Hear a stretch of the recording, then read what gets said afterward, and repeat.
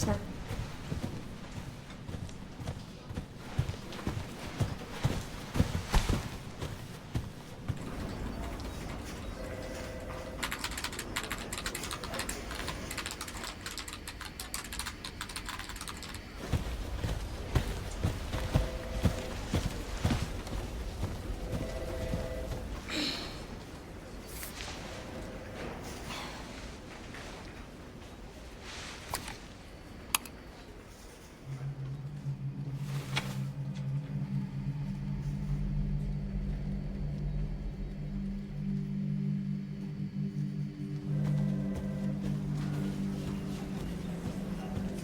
Grace!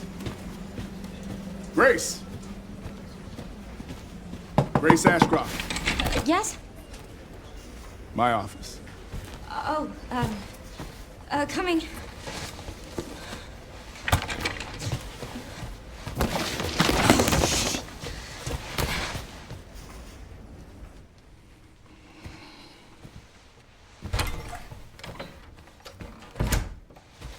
If this is about the report you asked for yesterday, it'll be ready in 3. No, 2 days, tops. Put a hold on that for now. We found another body. One that exhibits the same pathology as the others we've been investigating. Now, I need a good technical analyst on this. Okay.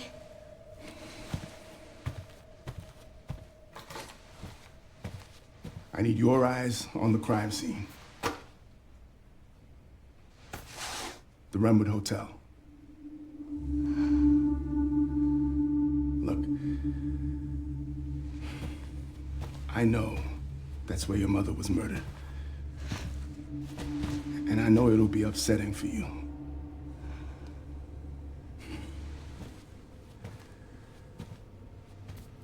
Alyssa died 8 years ago. Perhaps it's time for you to face the past. Confront that fear head on. Grace, I won't force you to go. But do you think you can do this for me?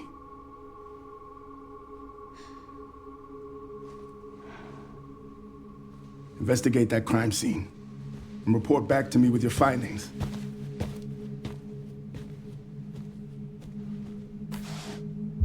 That's all for now.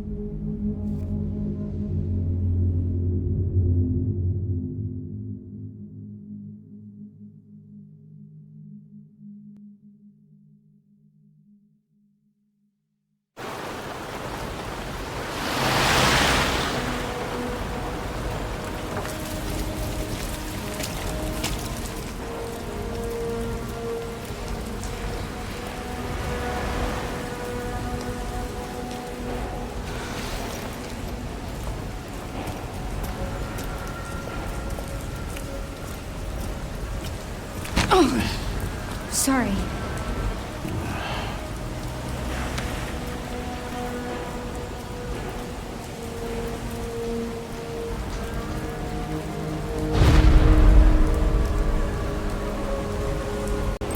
Should be around here. Grace Ashcroft navigates the busy streets of Rinwood, hesitantly making her way towards the Rinwood Hotel. The passersby seem to hardly notice her, bumping into her shoulders as they move past.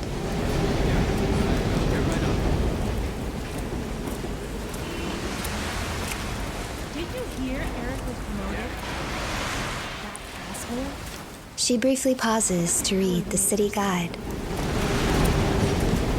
Yeah. Welcome to the beautiful and historic city of Rinwood. Come soak in the nostalgia of a bygone era with chic art galleries, classic restaurants, and plenty of stores where you can shop till you drop. If you want to get away from the modern hustle and bustle, Rinwood is the place to be.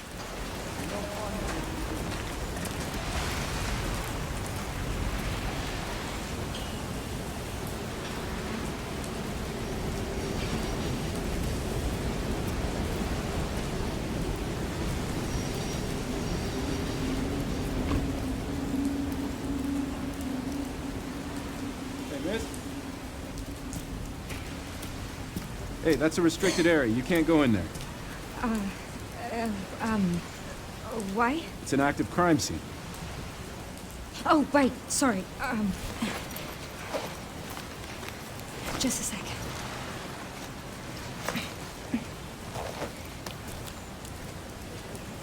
Oh, you're FBI? Yeah. Investigating all these strange deaths, huh? Mm-hmm. It's the 5th one now, right? I heard they all have the same weird bruises, so you think it's something infectious, or terrorism, or... Why else would the FBI be investigating, right? Hey, are you with me? Oh, there might be answers inside. Yeah, sure, right.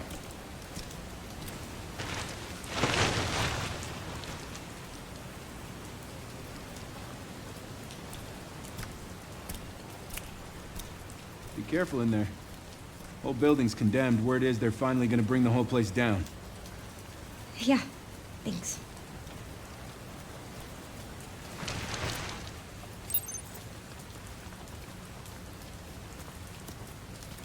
Behind the police tape lies a messy alleyway leading to the employee entrance of the hotel. Everything looks dirty and neglected. Even the police caution tape, which lies in scattered strips of bright yellow all around. Why am I even here?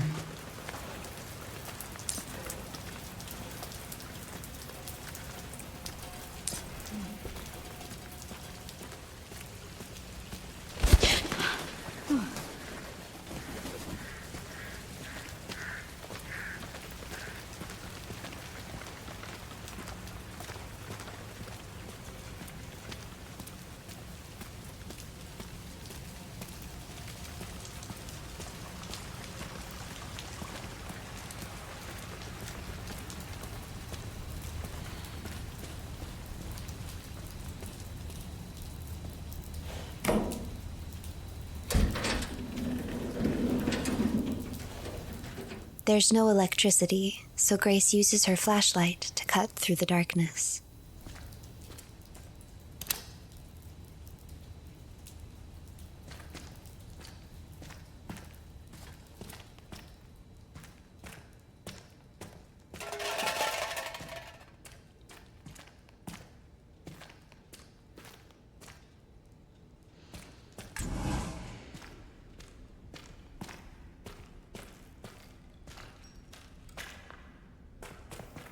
In the old kitchen, she opens an empty drawer.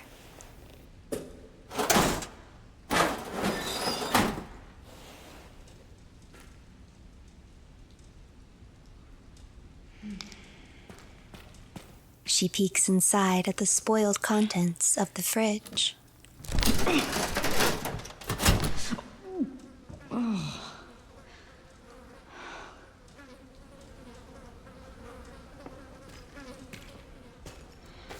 She investigates a turned-over pot.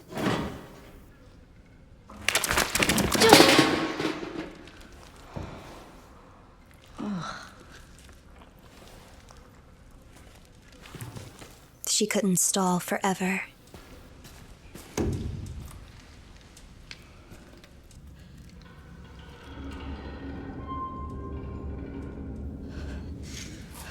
I can't. It's too much. Come on, Grace.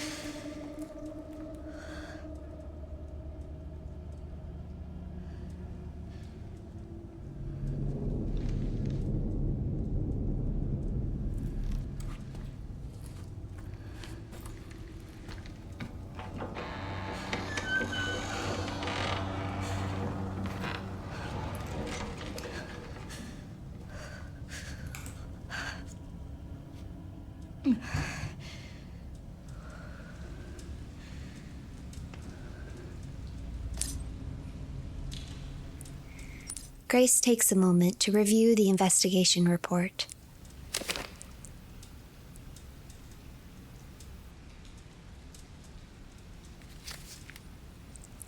Submitted by FBI Special Agent Kyle Ames. Overview. On September 28th, 2026 at 11:20 p.m., the body of a man was found at an abandoned hotel in the Midwestern city of Rinwood. The body was discovered in the hotel restroom. Based on the level of decay, it is suspected to have been there for several days. Prior to this incident, multiple cases of similarly mysterious deaths have been reported in locations across the United States. H. Ramirez, 59, pronounced dead at Stoneville Hospital. E. Wilkins, 51, pronounced dead at Hotel Denbar. K. White, 67, pronounced dead at Green Oak Apartments. M. Warren, 90, pronounced dead at Night Valley Nursing Home. It has been confirmed that all the identified victims were survivors of the Raccoon City incident. The victims' bodies all had extensive black bruising.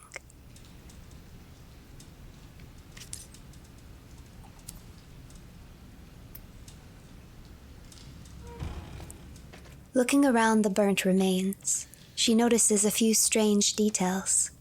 Several footprints moving erratically and perfectly preserved in the ash. Or were they fresh footprints?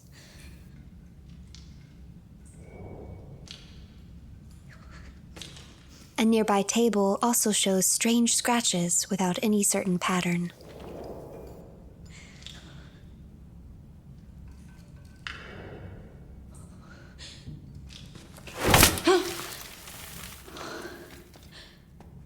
She can tell that her nerves are on edge, so she decides to head straight to where the body was found.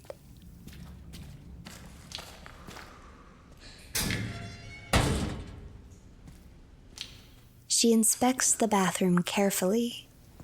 What exactly was Agent Dempsey hoping she could find? Something none of the field agents would have noticed?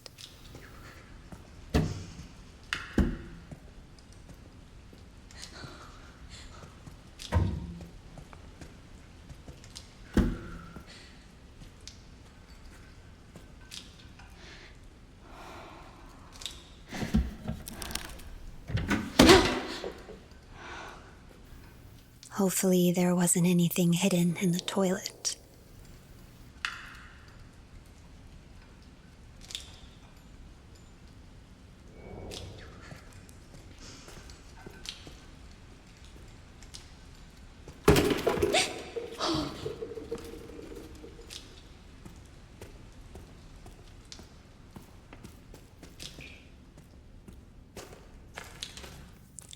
As she backtracks into the lounge, she sees something she hadn't noticed before. A picture pinned to the bar. It's a picture of her. When had that been taken? On the back, she finds a key and a note. Let's talk. Room 204.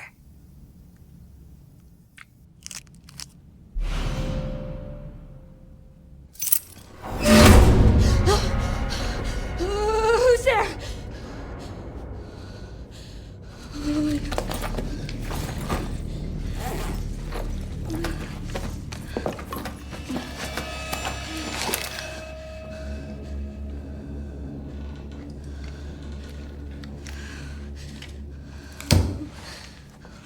What do I do?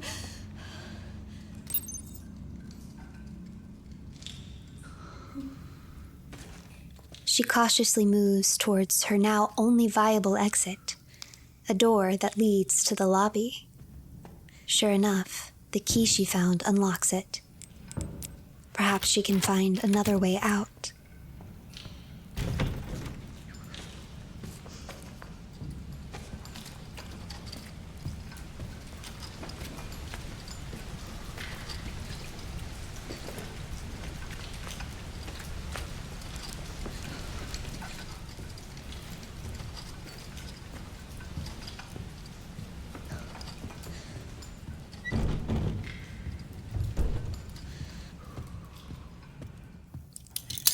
On the floor, she finds a withered hotel pamphlet.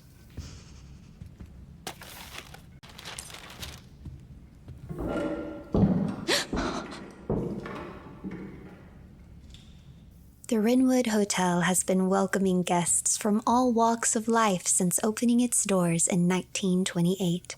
Experience the warm embrace of nearly a century's worth of history, along with Rinwood's time-honored traditions.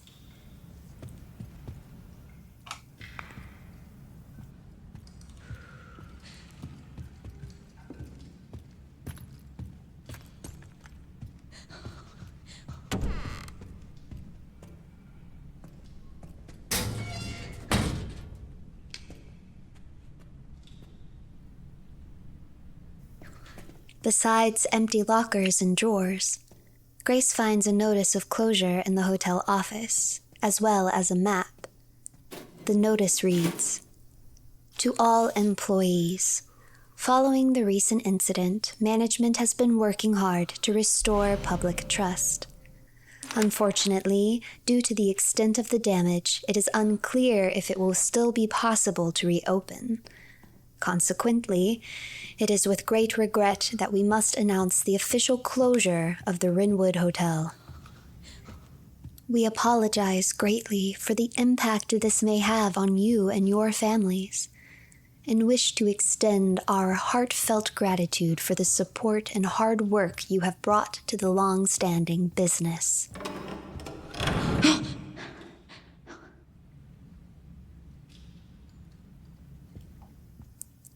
Reluctantly, she approaches the stairs.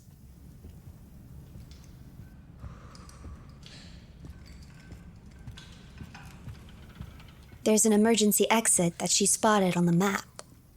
Maybe that could be her way out.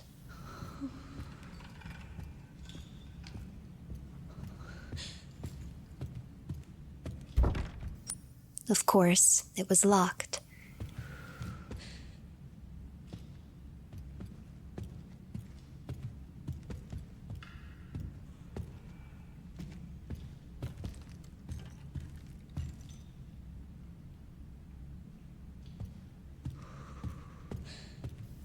The other door was secured with wire.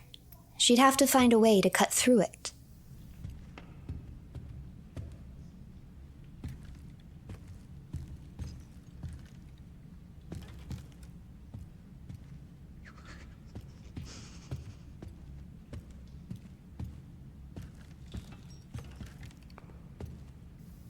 Wire cutters. Perfect. Oh, shit.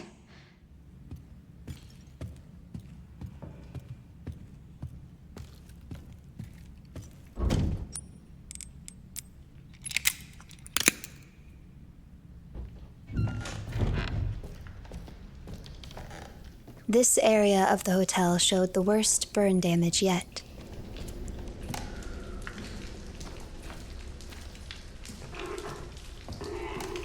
Room 204.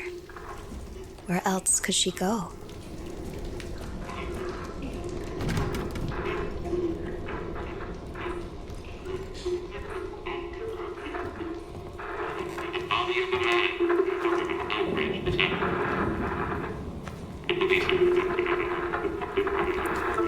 Grace turns off the radio, searching the room for another presence.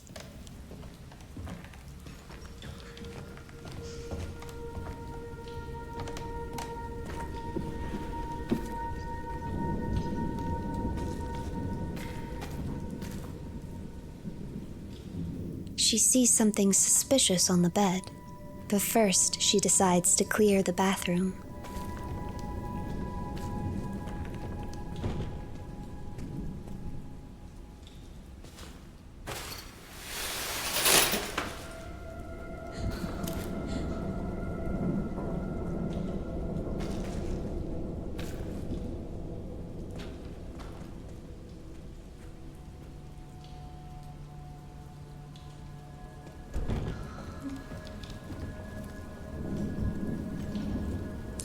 What?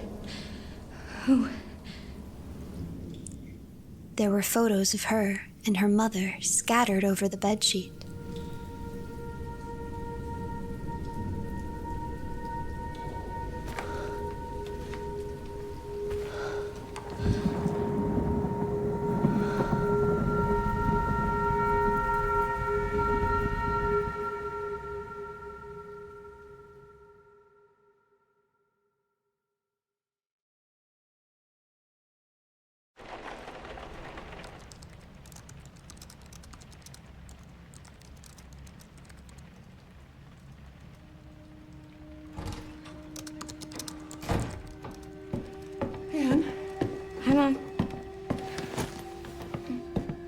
been on that thing all day.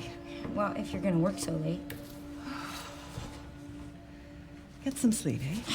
I'm almost done, just a sec. What am I gonna do with you? What you always do? Nag at me until I go to bed? Wow, it's really coming down hard. Mom, phone. Mom. It's right beside you.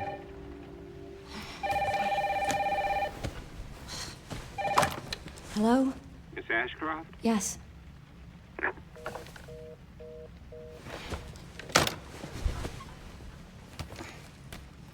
Who was it? Dunno. They asked for Miss Ashcroft and then they hung up on me. Rude. What the? They're coming. Grace, we need to go. Go where? Mom, what's going on? Hurry! Wait, who's coming? What's wrong? We need to keep our voices down. This is ridiculous. Come on.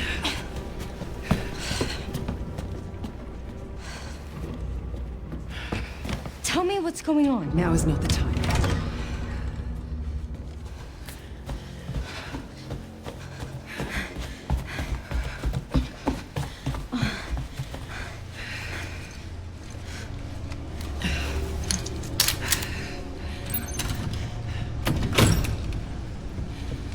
Stay close. Mom, wait! Grace, come on, keep moving.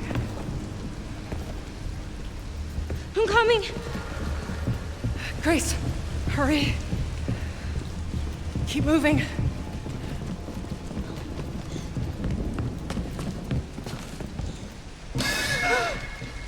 Hello? Who's that? Oh, I'm so sorry about the power outage. What happened? Oh, it's probably the electrical panel. It's 40 years old, so it doesn't take much to trip it. It's really no excuse, and I apologize for the inconvenience. Oh, no, it's fine. Yeah, don't worry about I should have it fixed soon. I just need to find my...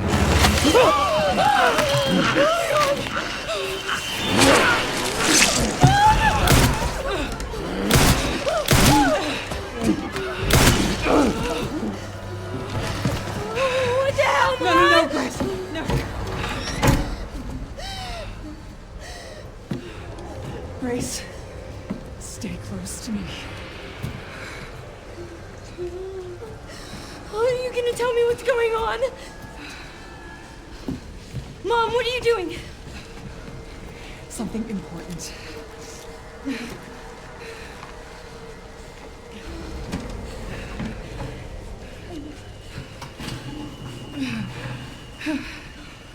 What did you hide behind that painting?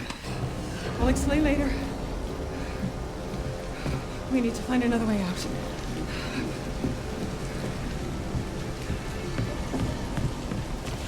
Grace, come on!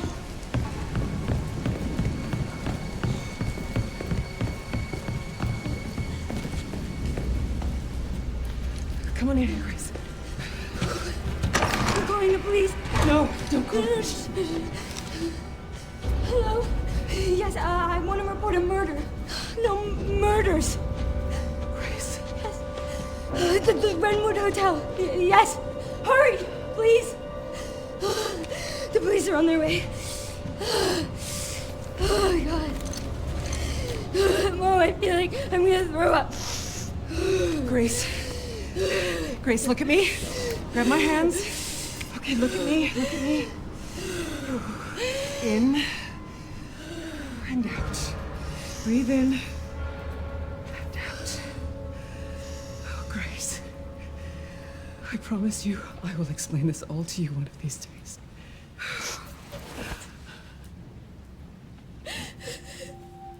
Grace. Please know that you are my hope. Never forget that. What are you talking about? Just... I love you. I love you too. Okay.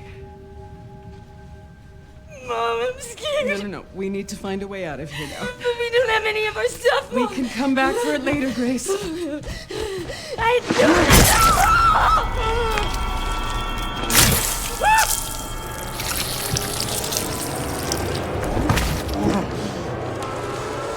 Found you.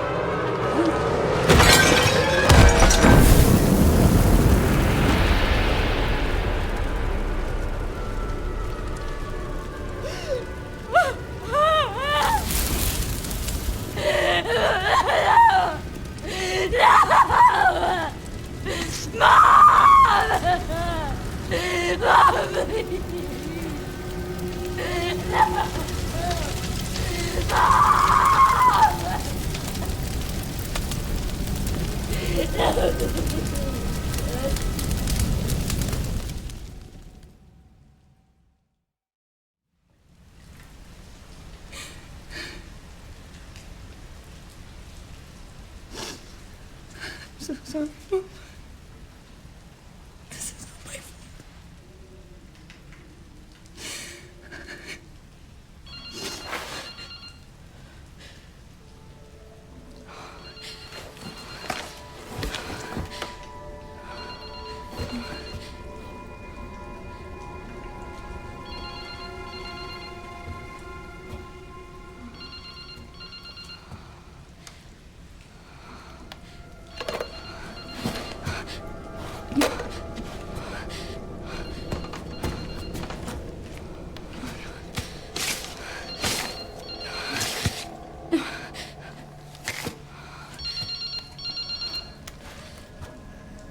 Hello? Who is this?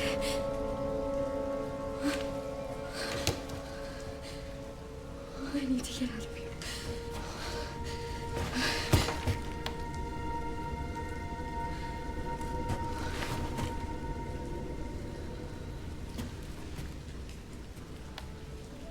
Something important.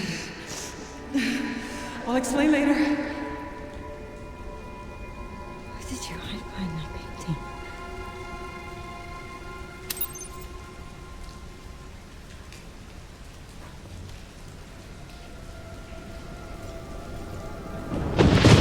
She'd resisted thinking too much about that night for so long, she'd completely forgotten. But that painting was still there. She'd seen it earlier.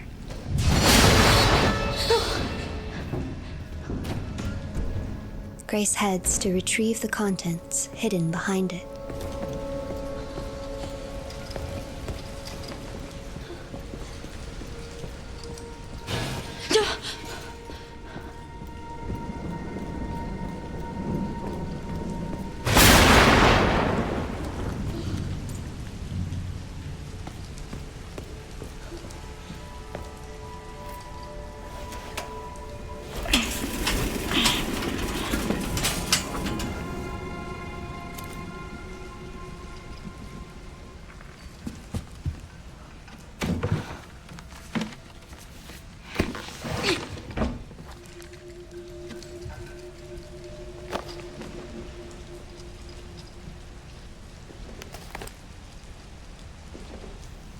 There's a journal with her mother's handwriting. October 17th, 2018. Work has settled down and we're heading to a new town the day after tomorrow. I'm thankful my freelance work allows me to work anywhere, but I'm worried about Grace. It's difficult for her to make friends when we're constantly on the move. Maybe we can spend a little more time in the next town. October 18th, 2018. Finished some research and stopped in a cafe when I noticed a hooded man. I could have sworn he was watching me. Maybe I'm just being paranoid. October 19th, 2018. I saw that hooded man again. He's definitely following me. We only just got here, but I think we should move on. I can't let anything happen to Grace. There's also a MO disc.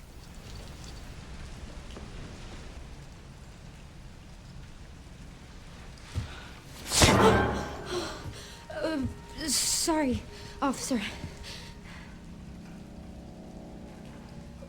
What's wrong? Something stung me. Are you okay?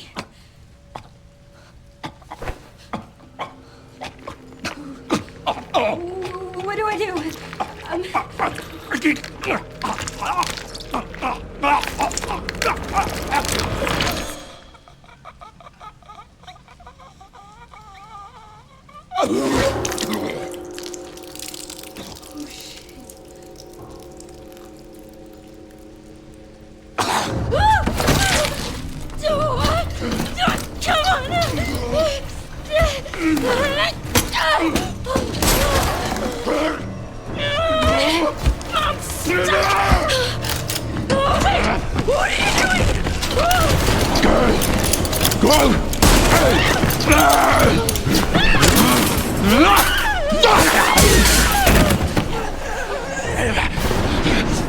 The emergency exit key. She had to use it and escape.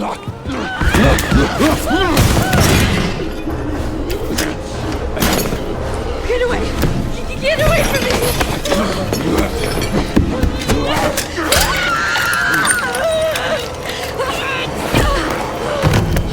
Oh shit! Stay away!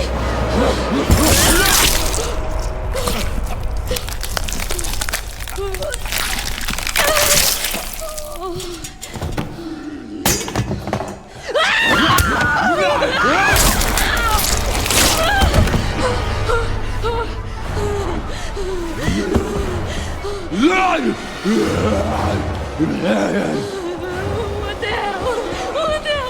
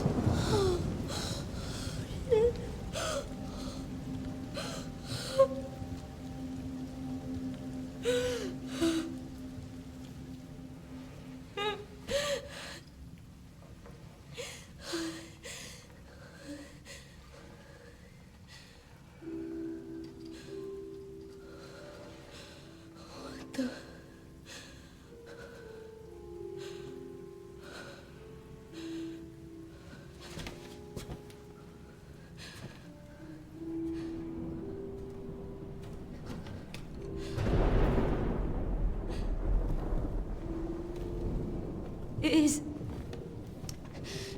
anyone there?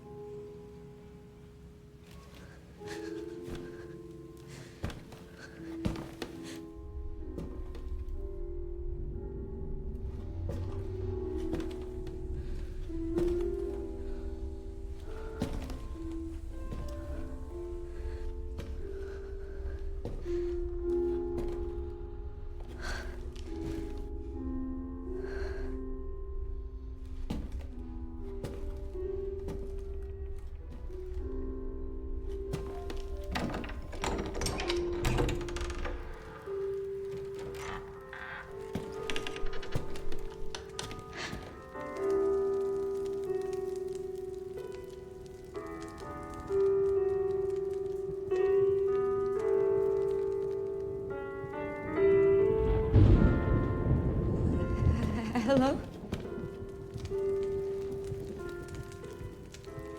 It hasn't been easy. But after much effort, here we finally are. Who are you? I'm the one who planted that body. I'm the one that brought you here. I know now that you're the one that I've been searching for. The special one. The chosen one. Miss Ashcroft.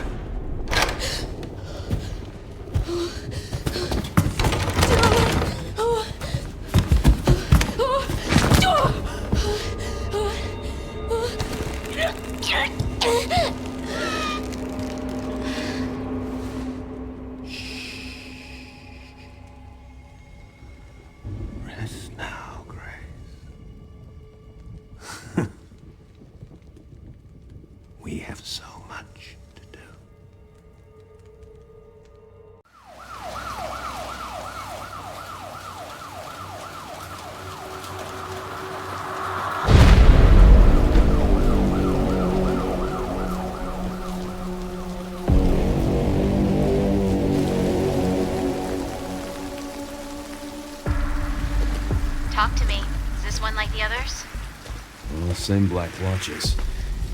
And it's not post-mortem lividity. No. No, this is different. That's 6 now. 6 survivors of Raccoon City, all dead from the same thing. Yeah, that's not good. No. No, it's not.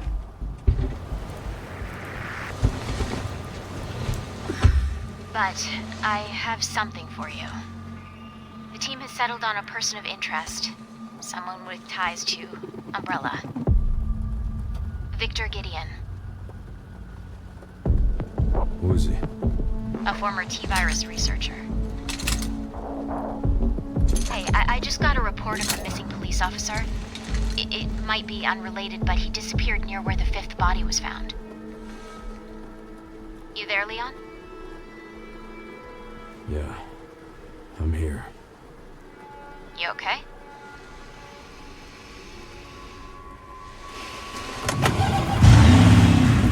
Some of the edges.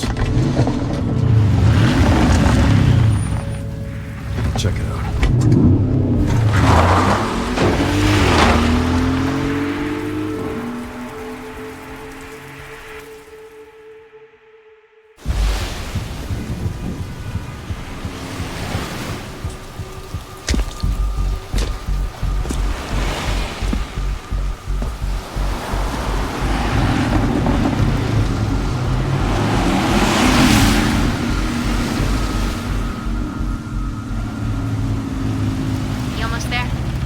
Just about.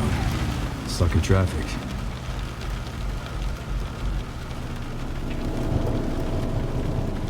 You've got to be shitting me.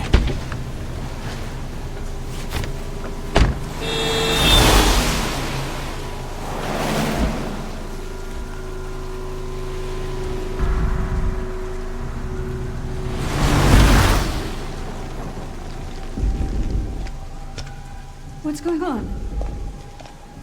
Is she okay? Oh, she's fine. I'm just taking her home.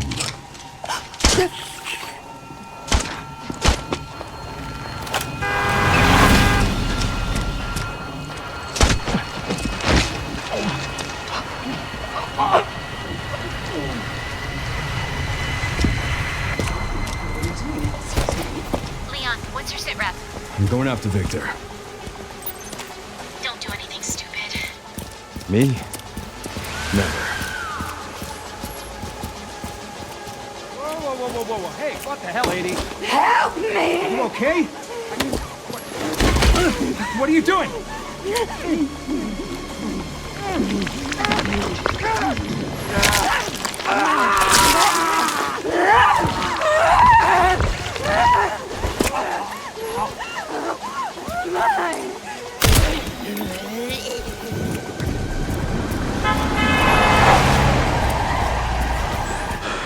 Get Brentwood locked down. What? Is it something to do with Victor? Yeah. He's the one to thank for all the excitement.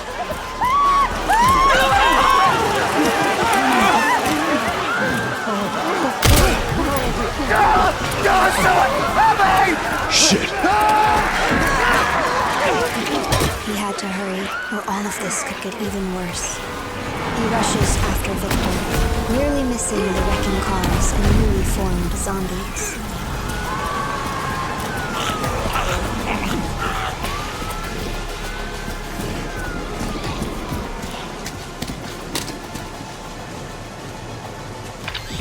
Leon, have you located Victor? No, I lost him. Back to square one. Not necessarily. Victor purchased a building after Umbrella went under.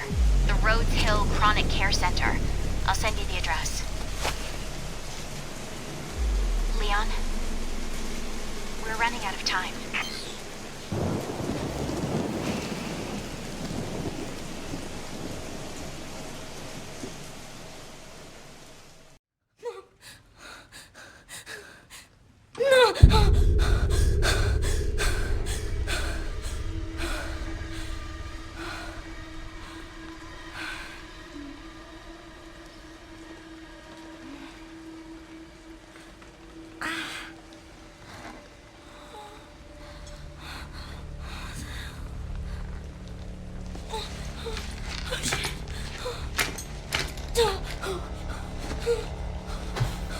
What is this? Hey! Help!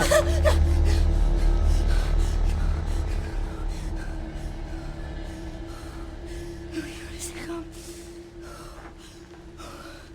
Where does it go? Come on. Sing. Sing, Grace, sing.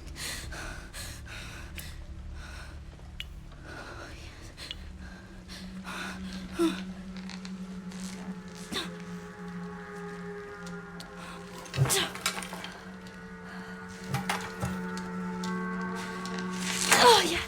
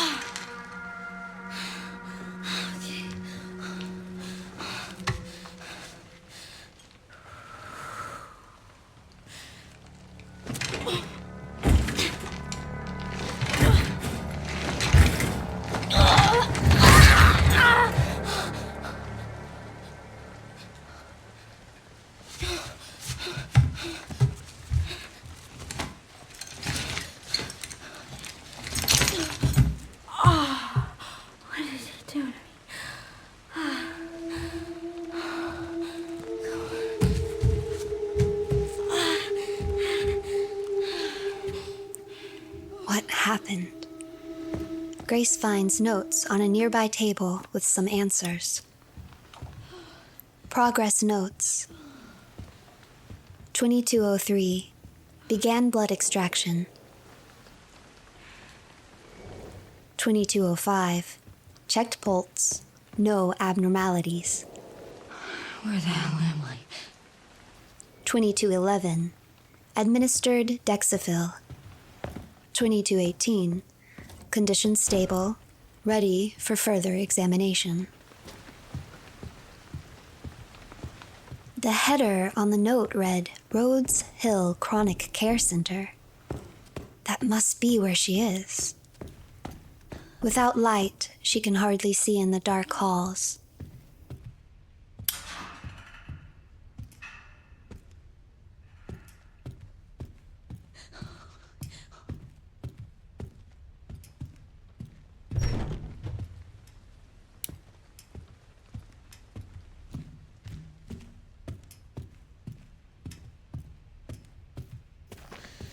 There's a beautiful door, adorned with carved cherubs, but it's locked.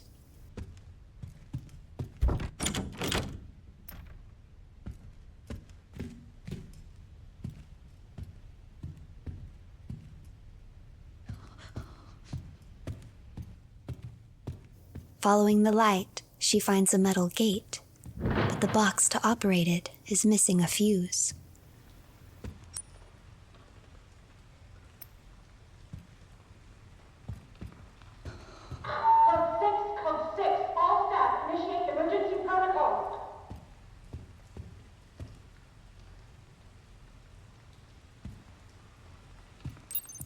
All she can do is continue exploring this lit area. She opens a nearby drawer and discovers a key with a cherub motif. It's cold to the touch and heavier than it seems. She knows exactly where to try it.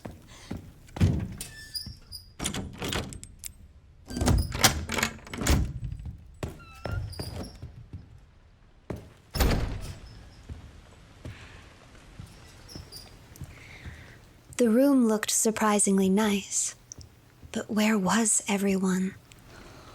Grace searches around, discovering a glass bottle in the dresser. She's dying of thirst, so she grabs it in case she comes across some much-needed water. In the closet is another fuse, but it can't be accessed without a screwdriver. She also finds an ornate metal lighter. This will make it easier for her to see in the dark.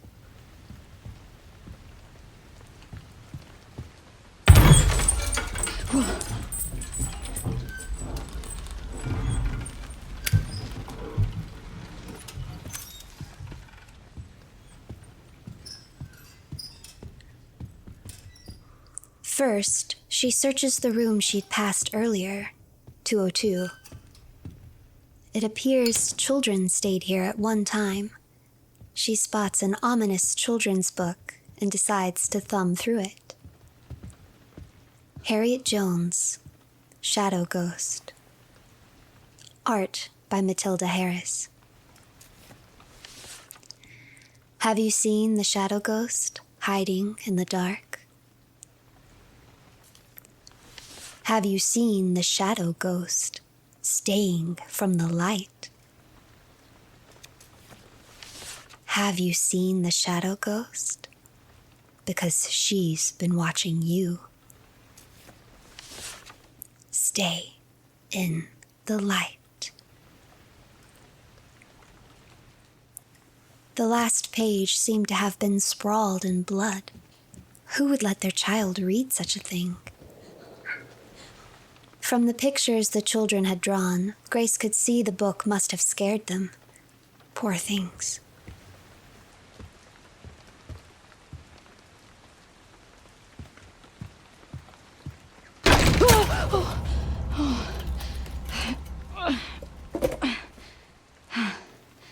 Other than the terrifying lamp, there was a staff notice in the closet. To staff, I have moved some items out of the closet. The screwdriver is now in the toolbox in the nurse's station. The sewing kit is... Nothing else was legible. Perfect. She knew where to look now. She spots a large hole in the ceiling, adding to her confusion. But there were other things out of place. A fern had been knocked over by the end of the hall, too. Was it related to the message she'd heard on the intercom? Some sort of emergency?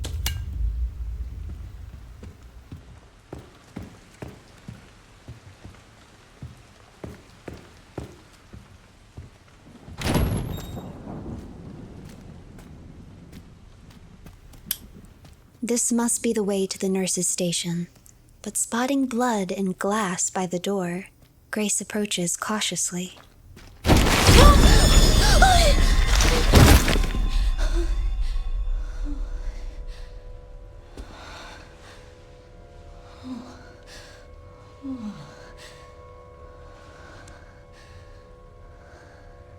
He's dead.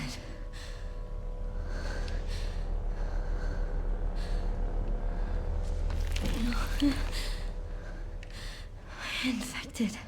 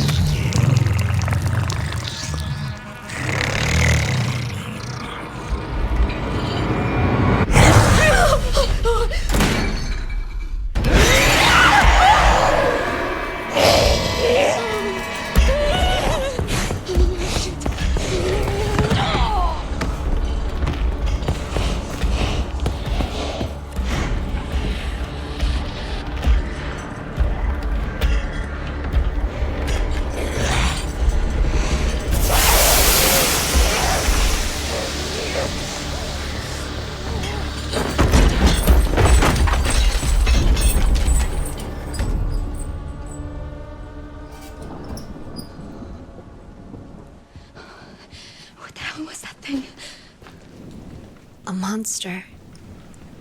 A monster that was sensitive to light. Just like the children's book. She creeps towards the nurse's station once more, determined to find the screwdriver.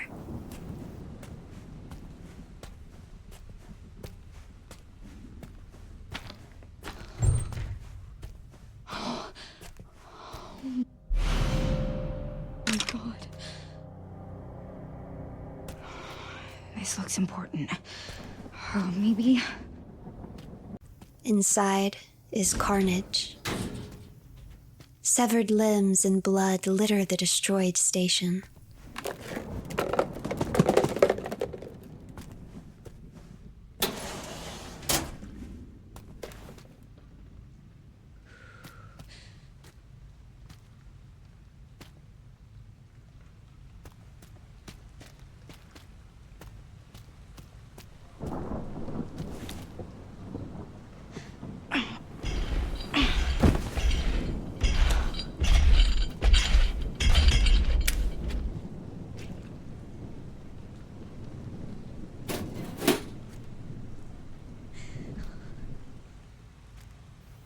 Trying to stay as quiet as possible, Grace eventually spots the toolbox, but it's sitting high on a shelf.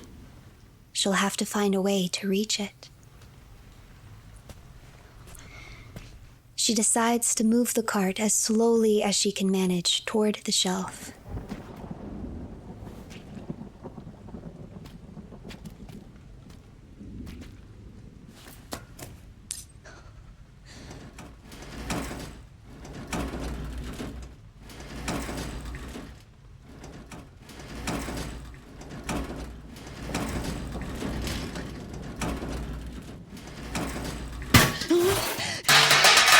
Oh no, she's got to hide.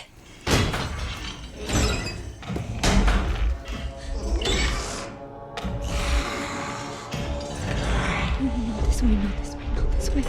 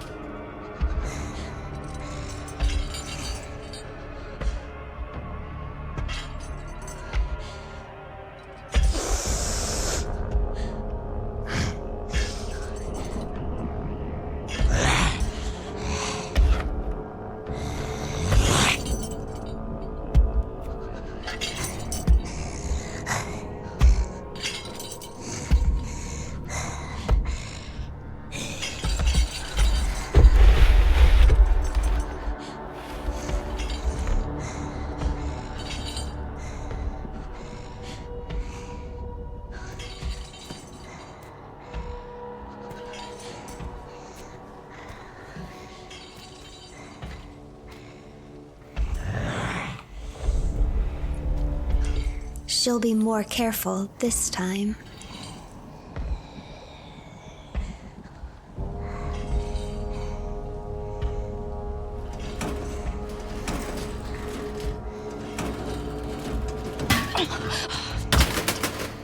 Or not.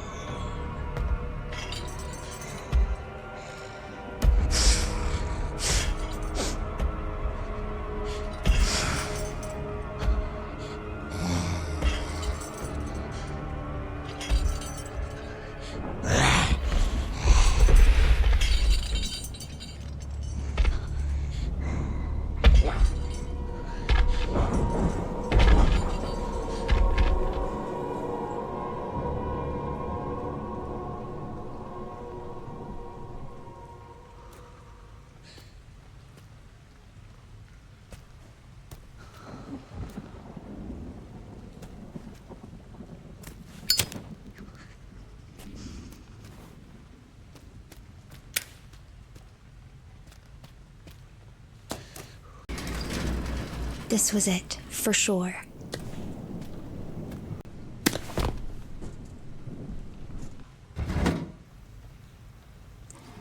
Only one thing was inside the toolbox, but it was just the thing she needed.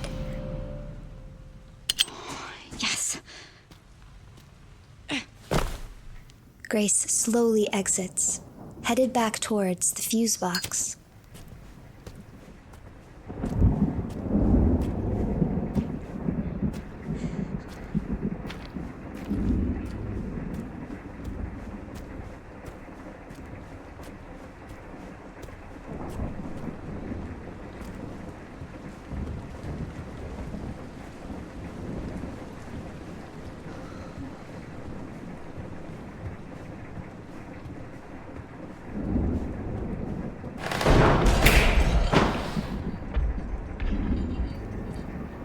She had to find a way around the monster. Grace looks down at the glass bottle in her hand. If noises could attract the monster that easily, perhaps she could use that to her advantage.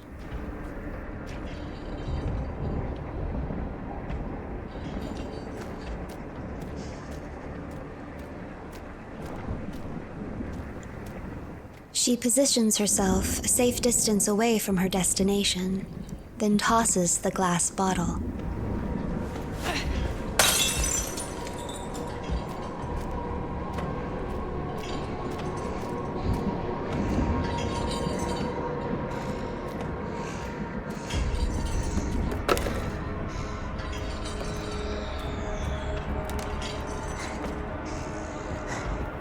Perfect. Her path was clear.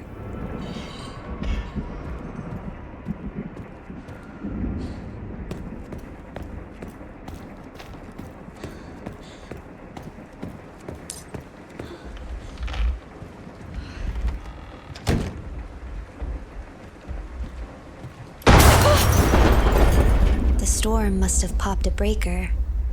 That probably wasn't very good. Grace looks up. She hadn't noticed before, but there was another one of those holes right above the fuse box, and that definitely wasn't very good. She better hurry. All right.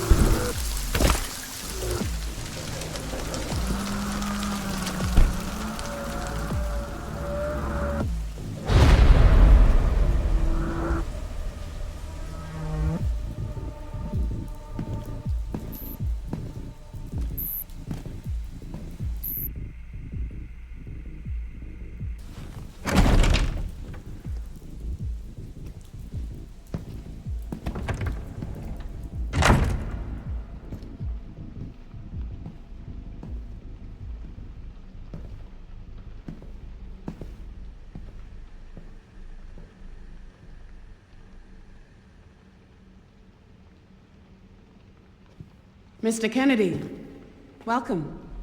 Dr. Gideon has been expecting you. Funny. I don't remember getting an invitation. Well, he's waiting for you. Can't have that, can we? Follow me, please. Lead the way.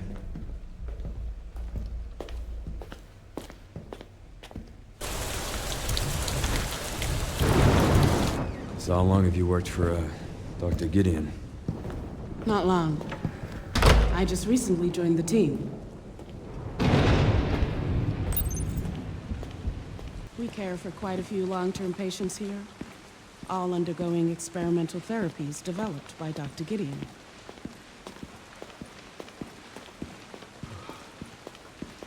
Experimental therapies. Yes. It's all very cutting edge.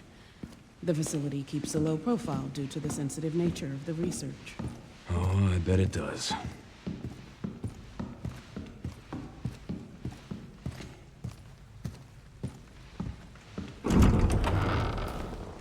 Please, wait here.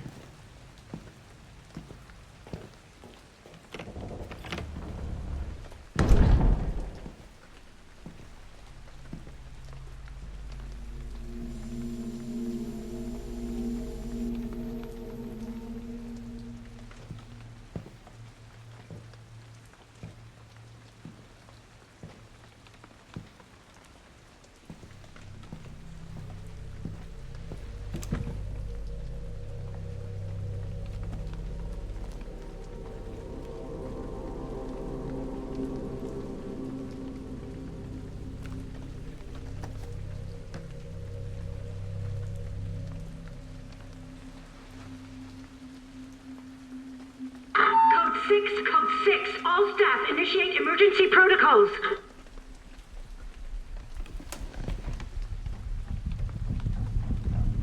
Mr. Kennedy, we need to leave immediately. What's going on? I don't know what's happening. Some kind of mass hysteria. The hospital is on lockdown.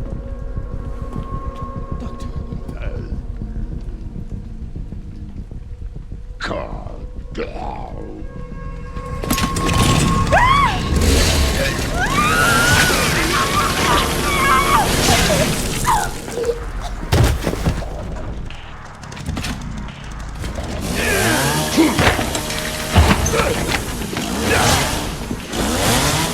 I think I want a second opinion.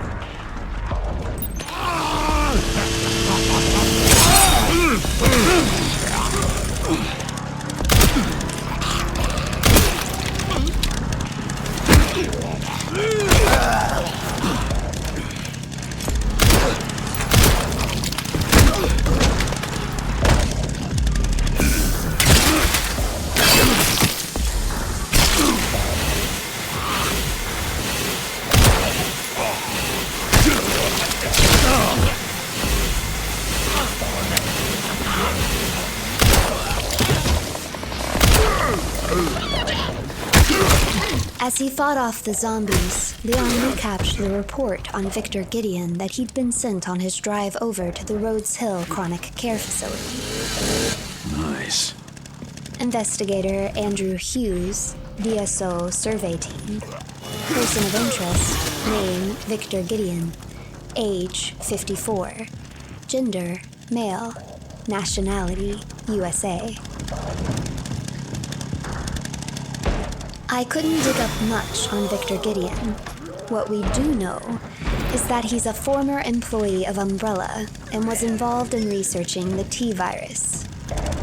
After the Raccoon City incident, he was called as a witness in the Umbrella trials, but the court couldn't track him down. I traced his whereabouts to the Rhodes Hill Chronic Care Center, a private institution where he acts as the director. The center is also a research facility that handles highly sensitive data. It's had a clean bill for years and avoided the scrutiny of any and all agencies.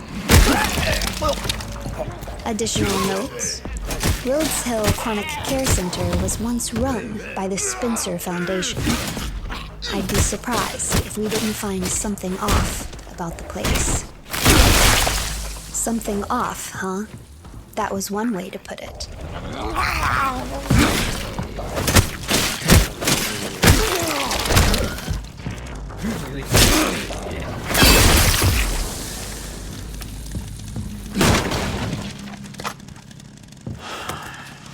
That went well. He has a chainsaw, so he might as well use it.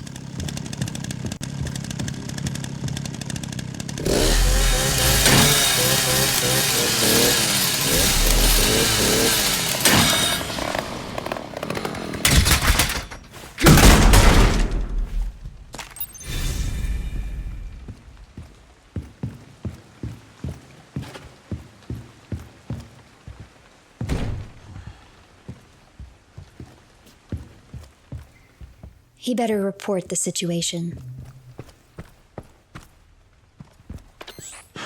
That bastard did it again.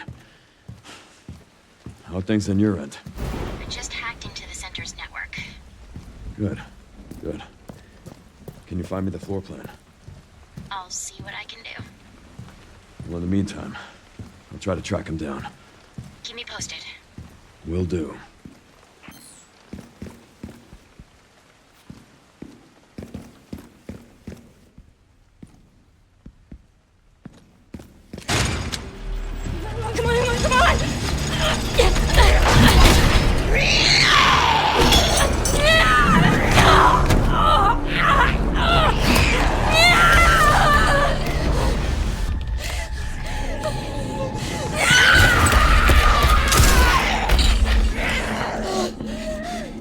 Hey, over here.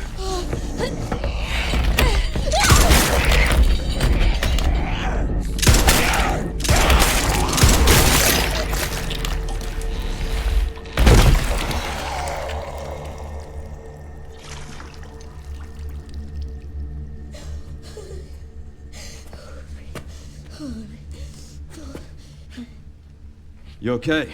Yeah. Thanks. Leon Kennedy, DSO. CSO. I'm Grace. Ashcroft. FBI. FBI? What are you doing here? Someone kidnapped me. Victor Gideon. I don't know. Well, we should leave.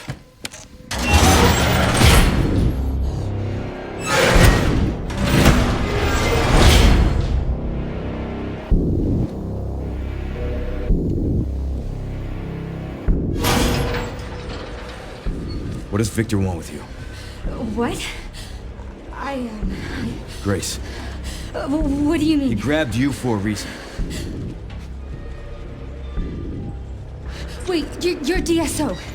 That's the counter bioterrorism agency, right? Take this. You sure? You might need it. Now go. Get out of here.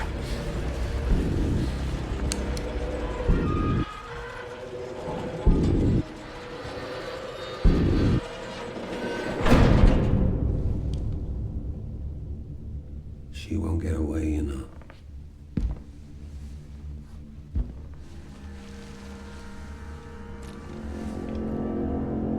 Dr. Gideon.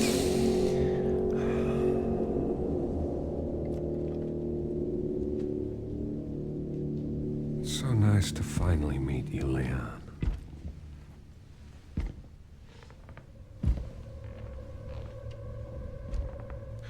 Why don't we have a little talk?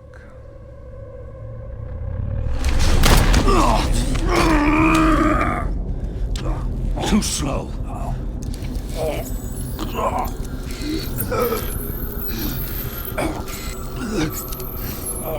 I see you're exhibiting symptoms, too. Umbrella's curse.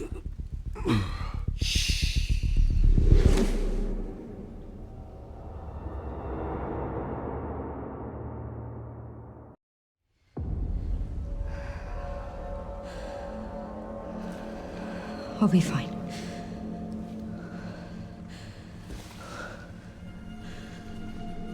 I hope.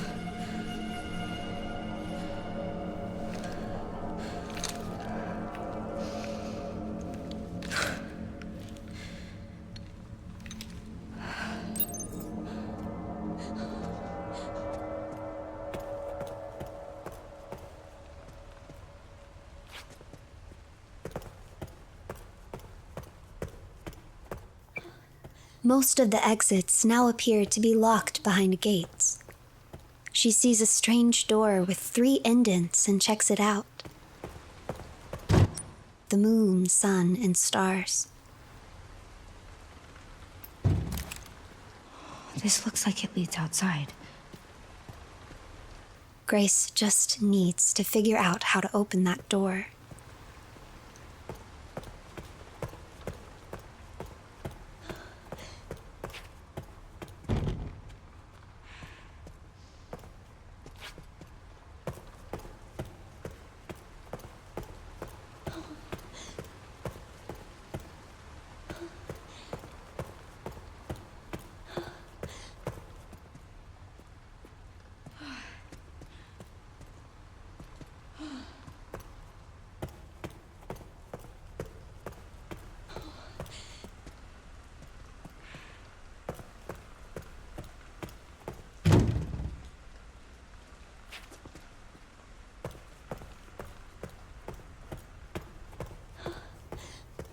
Everything seemed to be locked, except for a cherub door similar to the one Grace had unlocked earlier.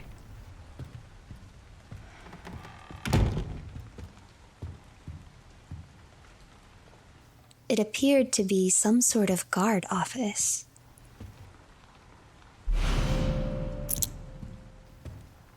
She sees a pamphlet on the coffee table. Director Victor Gideon, Transforming Lives Through Medicine. Chairman Mitchell Bennett. Lead Researcher Anthony Richardson. Security Manager Luke Clark. Dignity of the Moon. Trust of the Sun. Serenity of the Stars. We are partners. The staff were each associated with the sun, moon, and stars. Can't hurt to pick some, I guess. Surely that had something to do with the door. The whiteboard read, "Medication room. Unauthorized personnel are not permitted past this point. In the case of irregularities, contact the lead researcher immediately." The last line wasn't finished. It simply said, "In emergencies." This was certainly the case of something irregular, Grace thinks.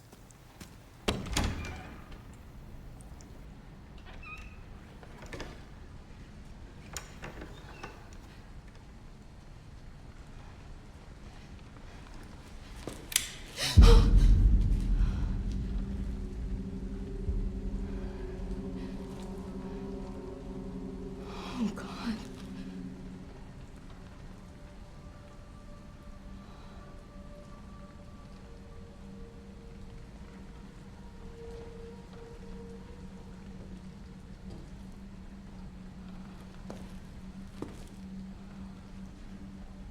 What on earth? Who's there?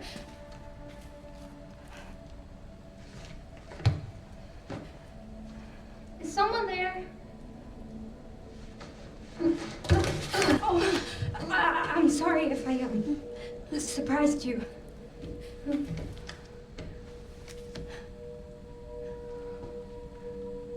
Cataracts. You can't see, can you? Who are you?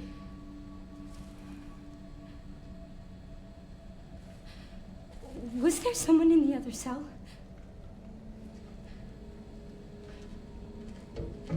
Why are you in there? Everyone's gone. Stay away from that! Are you all right? Get away! No. Hold on. No.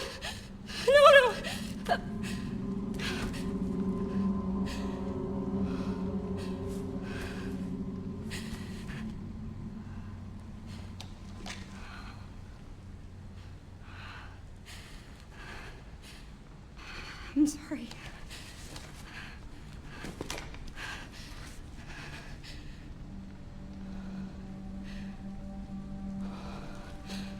What is happening here?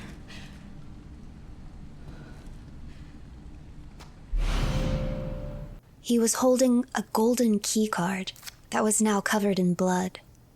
It seems it will open the West Wing administration offices. Grace can see the man's name on the back, Jeff Gray. Why was he so afraid of that small girl? You needed some kind of third-level security access to get to her. Mr. Gray's throat had been slit by something, and there was another large hole in the ceiling.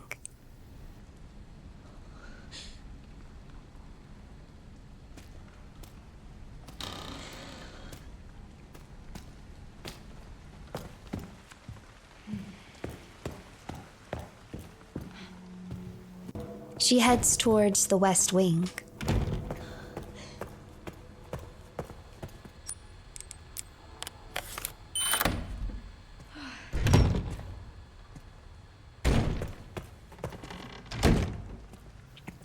She checks the door to her right, but it's locked.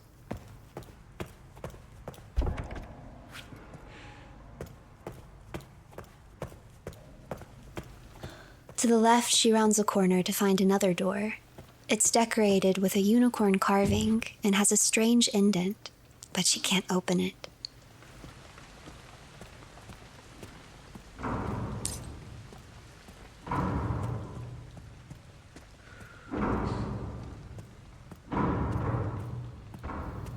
There's a level 1 security point blocking the quiet way, so Grace carefully enters what appears to be the kitchen, despite the ominous thumping.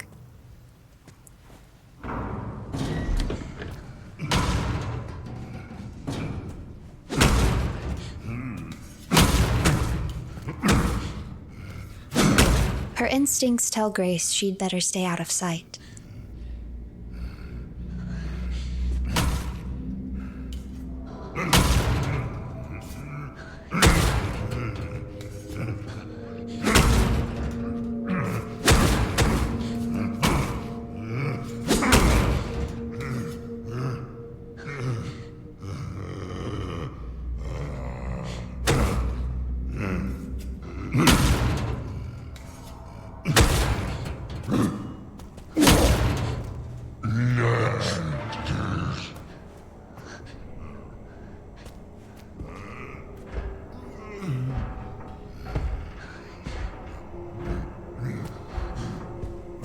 She tries to sneak into the pantry, but it's locked.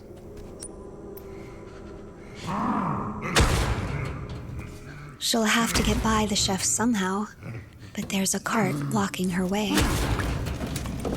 Here I go again, she thinks. As long as she's slow and careful, she should be able to sneak by him.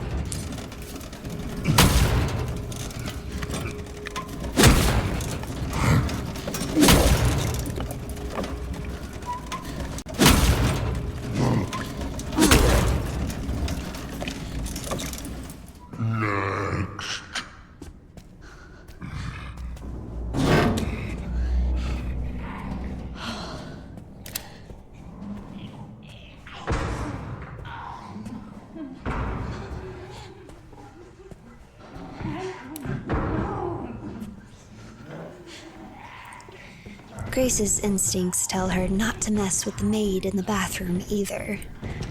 What happened to all the people here? They were acting like that cop.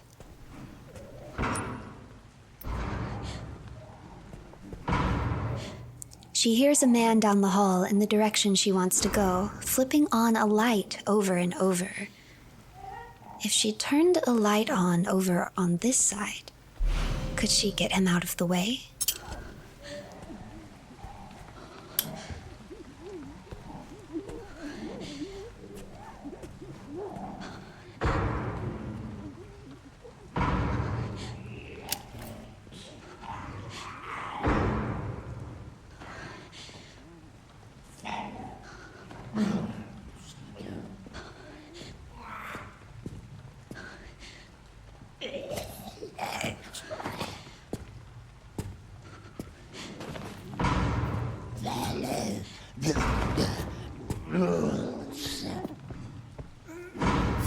Perfect.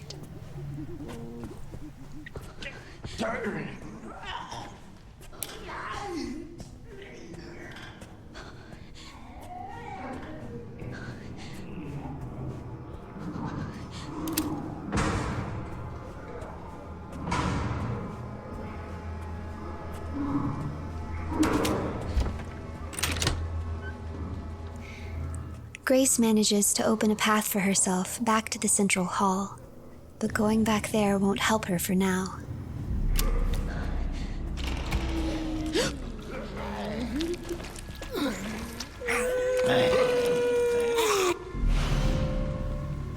She finds a handgun and takes it.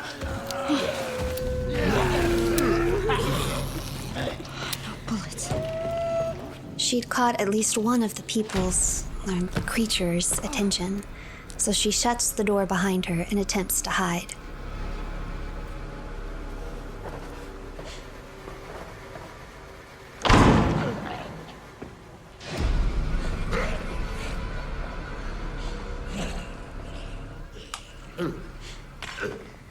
The gun she had found was a B-934.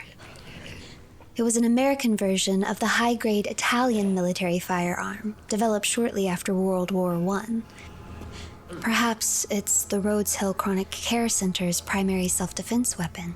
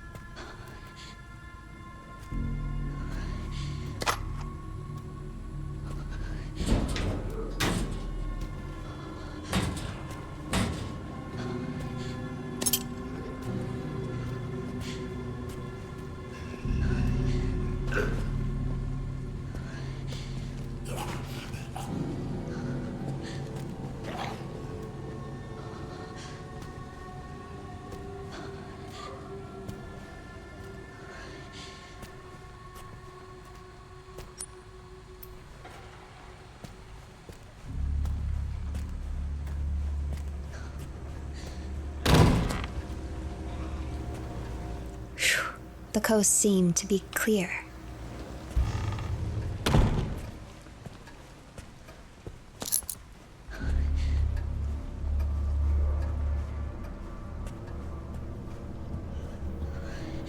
Did she keep sneaking or go for the supplies?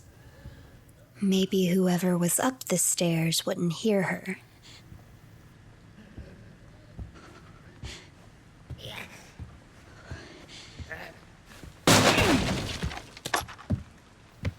Okay, maybe she could hide from this one as well?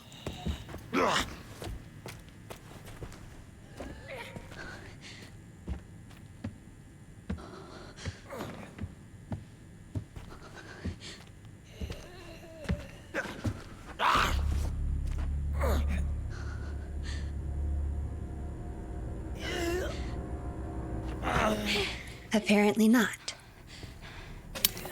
Grace couldn't panic. Whoever, whatever this was, meant her harm. She had to stand her ground.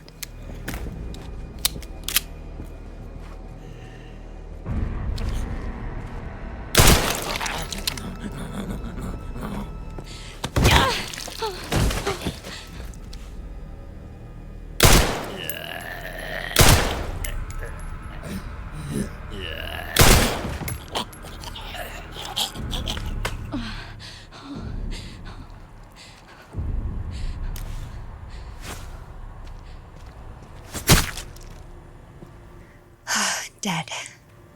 Or so she hopes.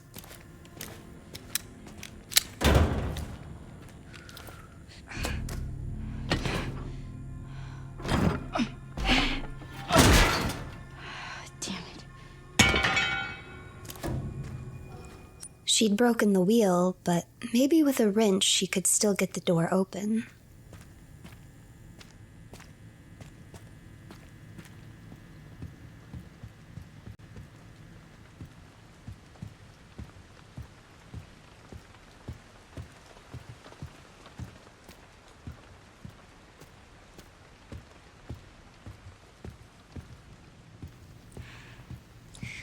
Upstairs, Grace finds a map.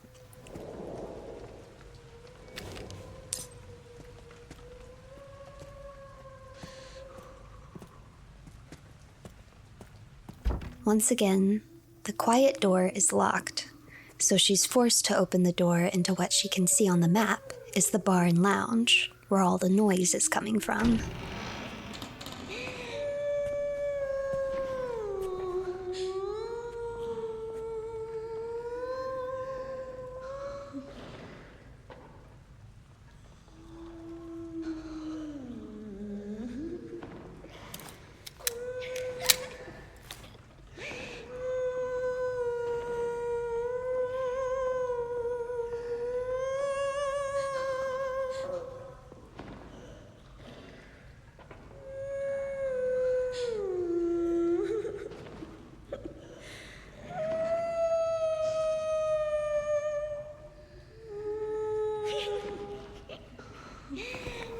Creepy.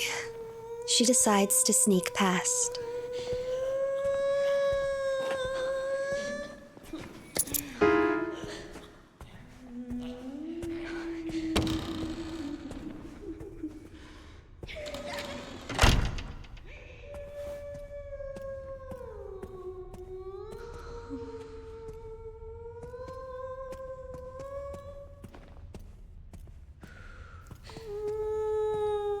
The note she finds reads, "I have to get the hell out of here, but the whole building is locked down. I'll need to ask the chairman to get his quartz for me. I just heard another scream. My colleagues are killing each other. What the fuck is going on?" The chairman's office. According to the map, Grace is right by it. Perfect.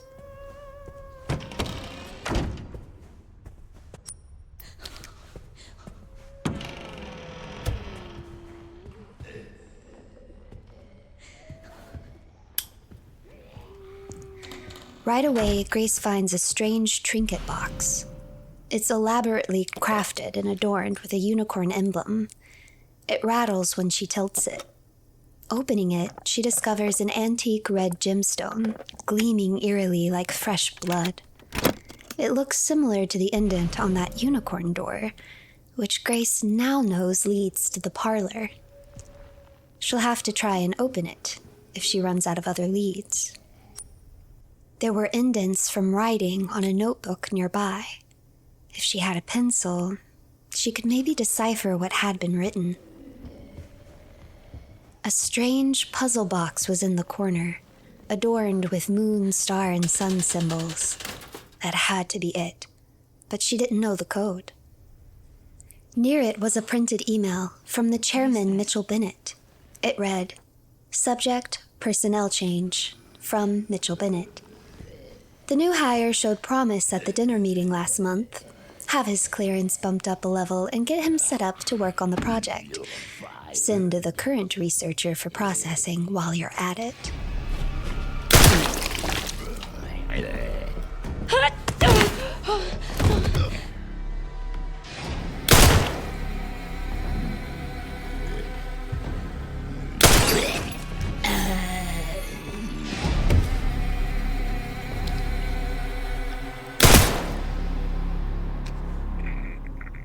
That creature, it was Mitchell Bennett himself, wasn't it? But he turned, like everyone else here, into a zombie. In the trash can, Grace finds a note to the chairman. "I suspect that we'll receive a visit from the DSO shortly. I want you to enact Code 6 at 2330. I've achieved my goal and no longer have any need for this place. V." So the chairman knew this was going to happen, but he couldn't even escape himself. That doesn't make Grace feel better about her odds. However, she spots a pencil on the desk, and that would come in handy.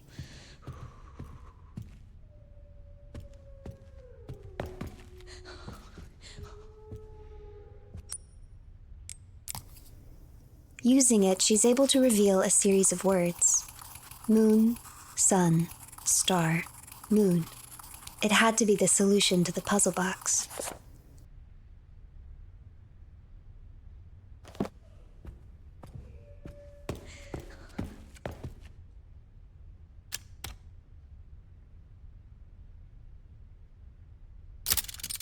moon, sun, star, moon.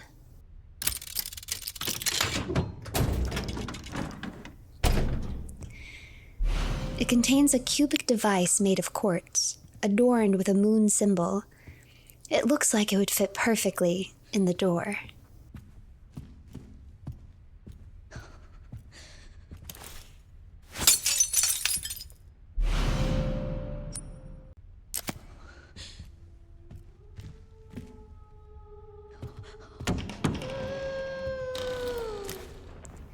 Grace notices a beautiful scale model of the care center, but this wasn't the time to admire it.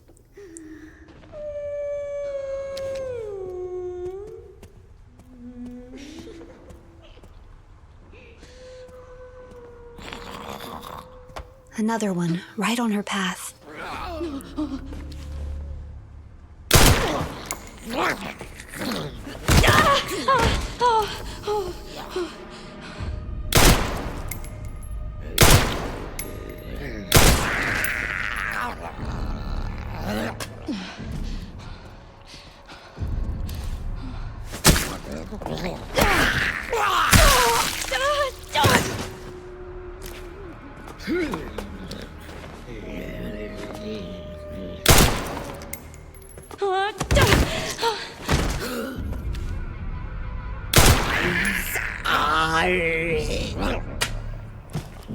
Did it just apologize to her? I hate this place. What if I can't get out?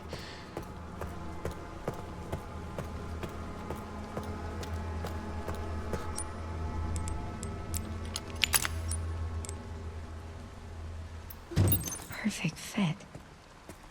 Guess I need 2 more.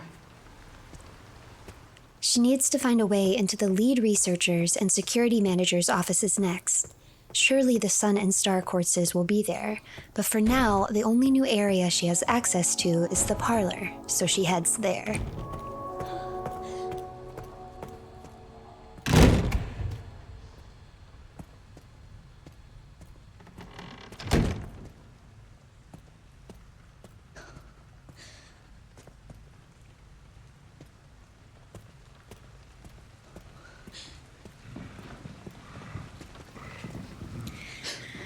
The chef is out and about, however, so she has to sneak around him.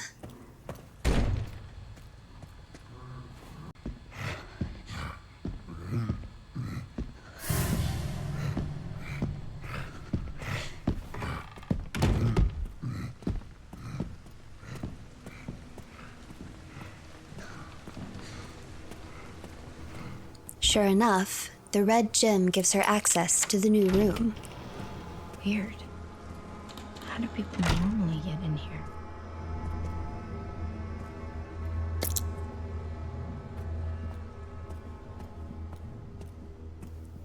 Inside, she finds more antique coins. They've been scattered throughout the building, but now she has a use for them. In the parlor, they can be exchanged for different items.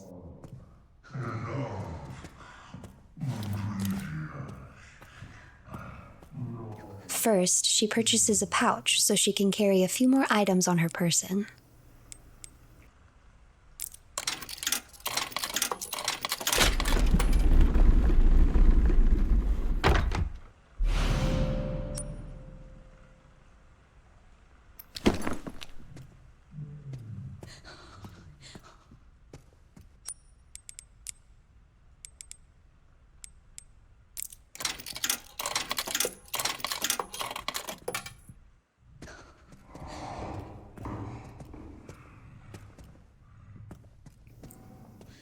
Still clutched in the fingers of the severed arm, Grace finds a silver keycard covered in scratches, which presumably opens the door to the East Wing hospital ward.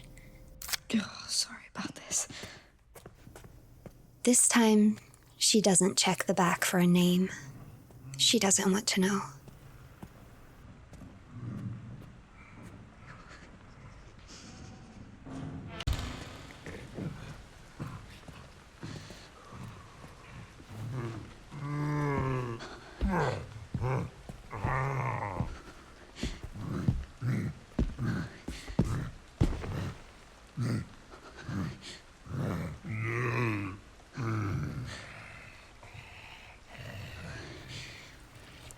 She can hear the chef still pacing the hall, so she carefully sneaks around him again.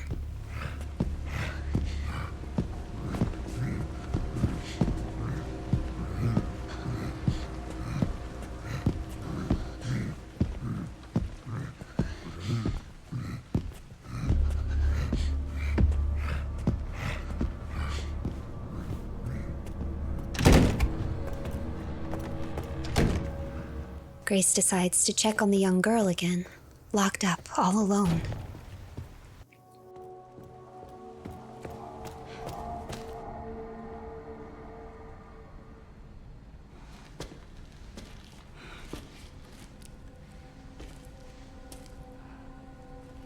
Hey. Are you all right? You're the lady from before. Yeah. This is, you're,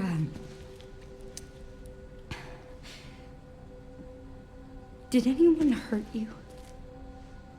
Because I can't see? Oh, no, that's not what I meant. It's not my fault. The doctors gave us both medicine. Made our eyes go bad. So there was someone in there? There's another bed in this, My friend, Marie. One day she just disappeared. I'm sorry. When it happened, I was happy it wasn't me.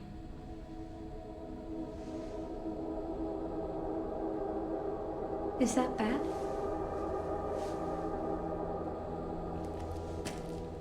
I'm just gonna keep looking around.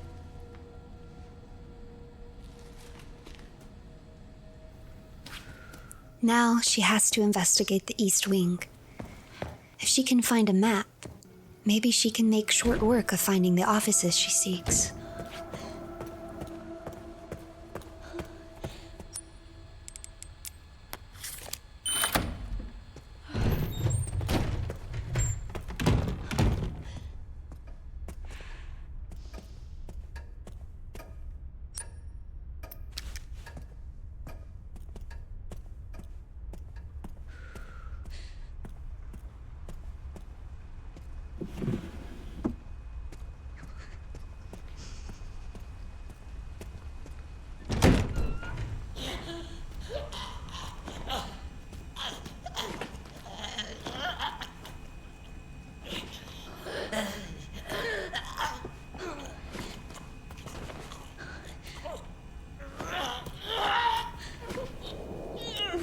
There was something hidden under the shackle, a sort of glowing object around the corpse's wrist.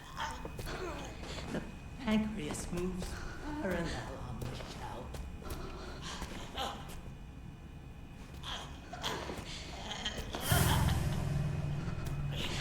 Cannot deny how fine the gastrointestinal tract. Grace grabs a hemolytic injector. Once again, her instincts prickle inside her. She sneaks behind the nearby zombie and injects him.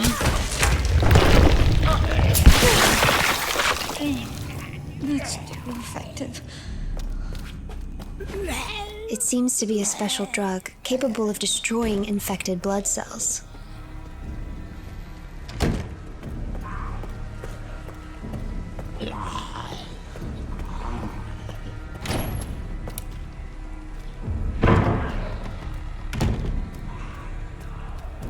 She finds herself in a lab of some sort and picks up a strange device.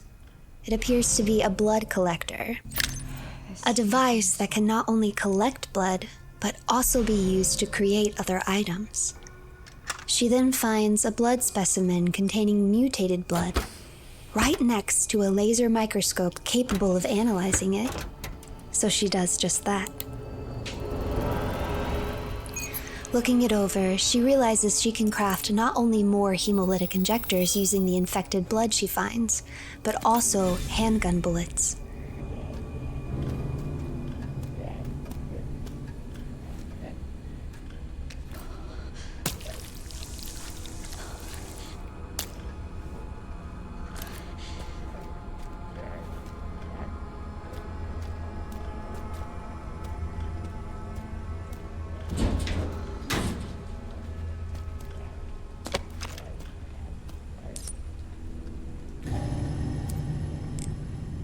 She crafts another hemolytic injector right away.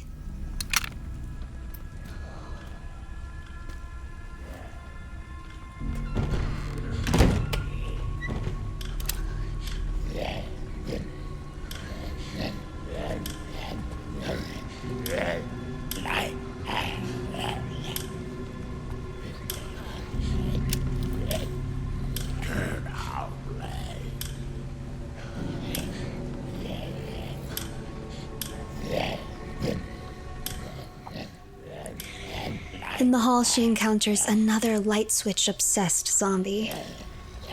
Perhaps she could pull off the same trick twice. She quietly moves, turning on a switch down the hall in order to sneak around him.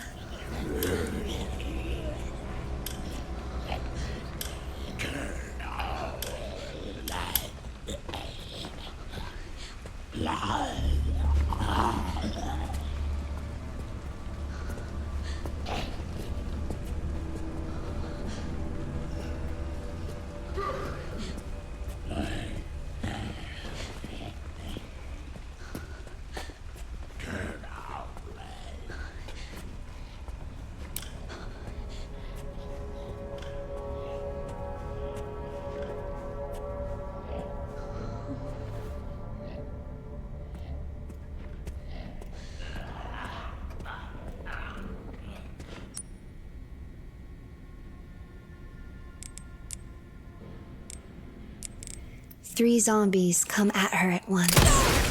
She decides to use her one and only magnum bullet.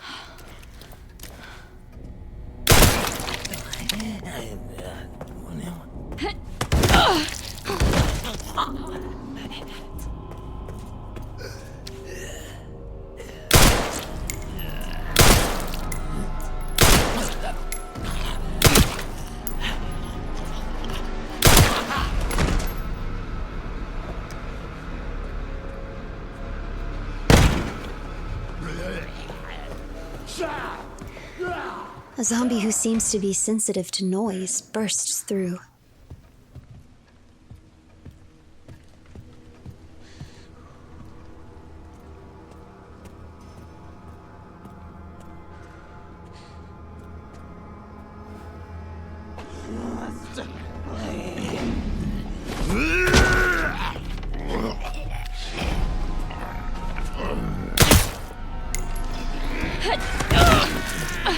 Once again, that zombie comes running at the loud noises of her bullets.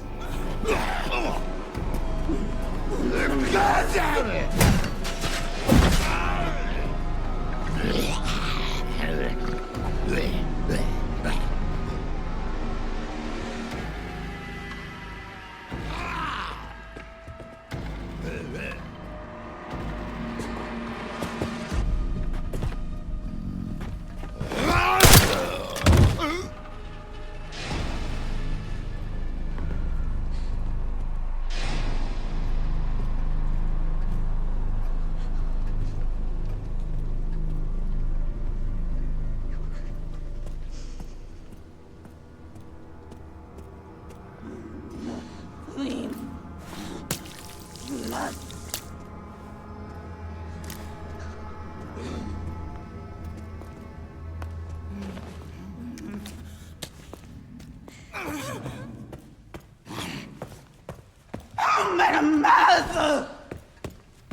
A previous maid walks right past Grace, distracted by the mess of blood she'd created.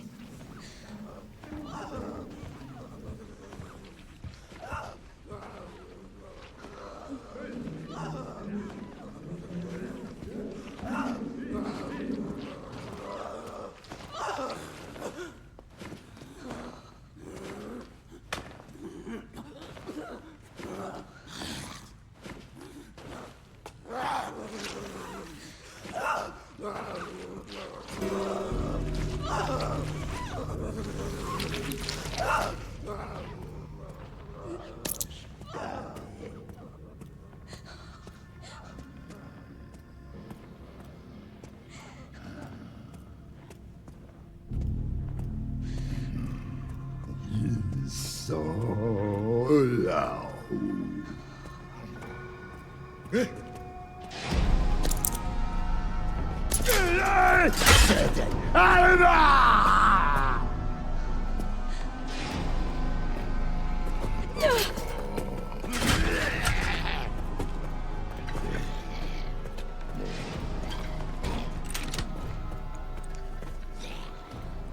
So that zombie wasn't completely blind, just sensitive to noise.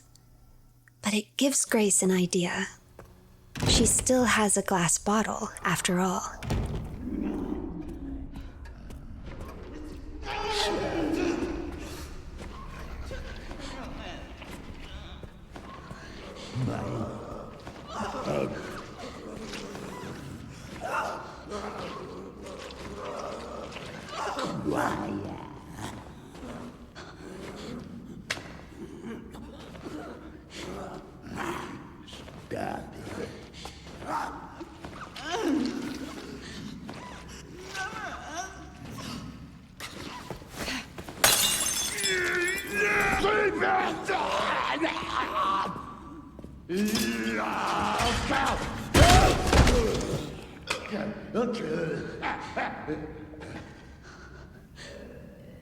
It works. One less zombie for Grace to worry about defeating on her own.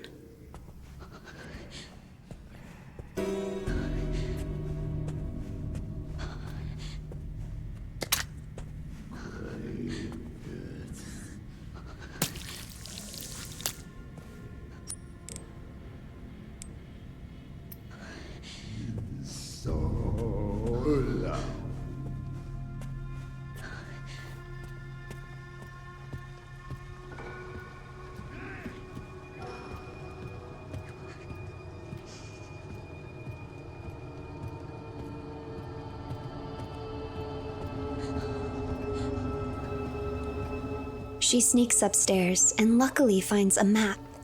Just what she needed. And according to it, she's right beside the lead researcher's office. So she heads inside and looks around.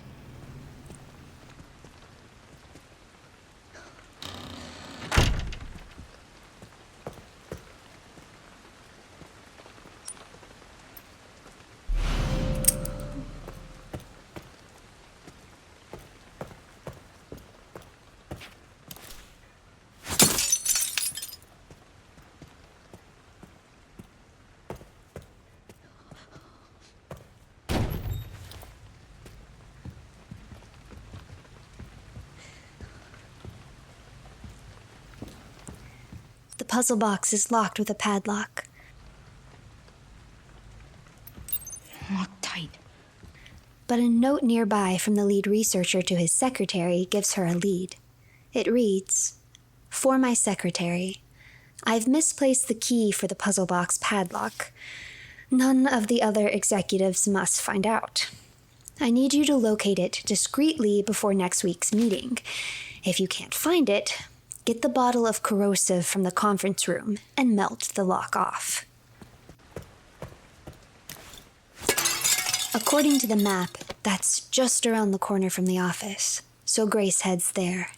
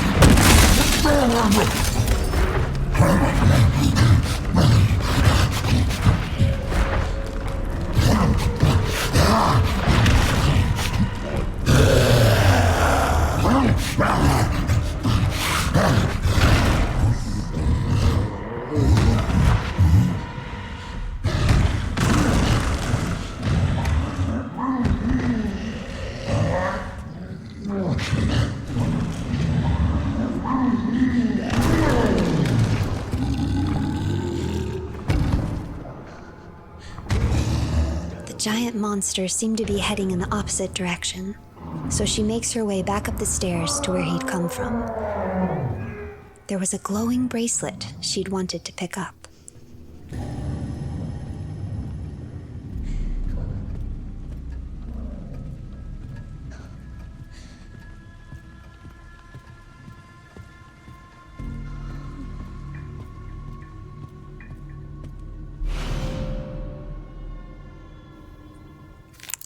A level 1 ID wristband. That gives her much more access throughout the facility. Grace also remembers the glowing from underneath the corpse's shackle. Maybe that was also an ID wristband.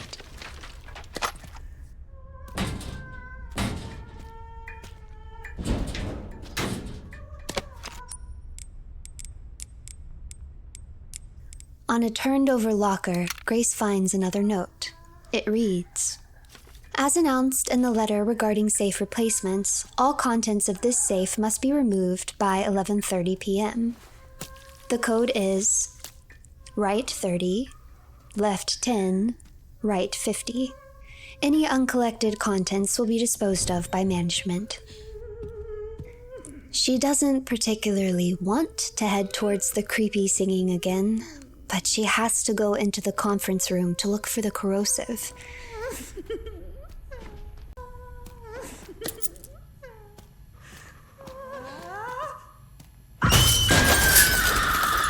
In her panic, Grace grabs both a stack of patient medical records as well as the corrosive. She can't read them right away, but later she discovers the following from those records.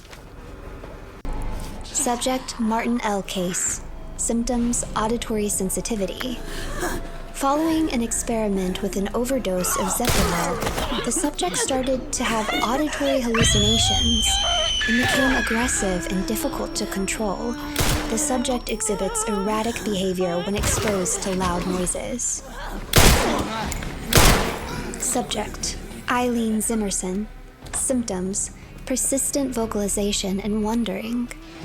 The surgical removal of some cranial nerves resulted in a type of histrionic personality disorder that can only be described as main character syndrome. The patient continues to wander around the care center singing. Subject, Selena Corey. Symptoms, persistent vocalization and wandering. Her symptoms are more pronounced than Zimerson's. She often puts on performances in the West Wing's bar and lounge, as if she's competing with her rival.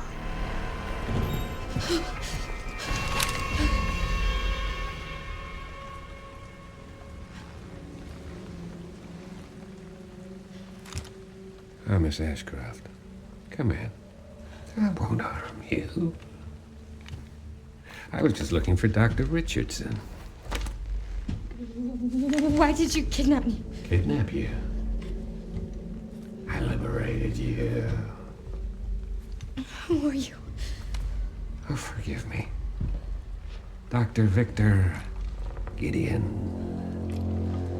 I run this center. It took forever to find you. You're not like other people, you know. You're quite unique. Through you, Elpis can finally be set free. Why me? Oh.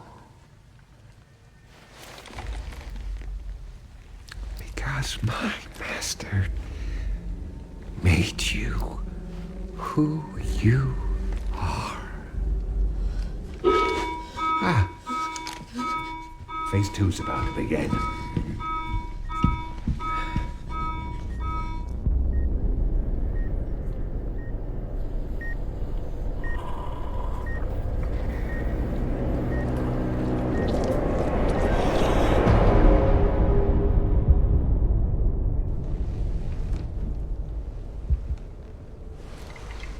Would you like to see what's hidden under the hood?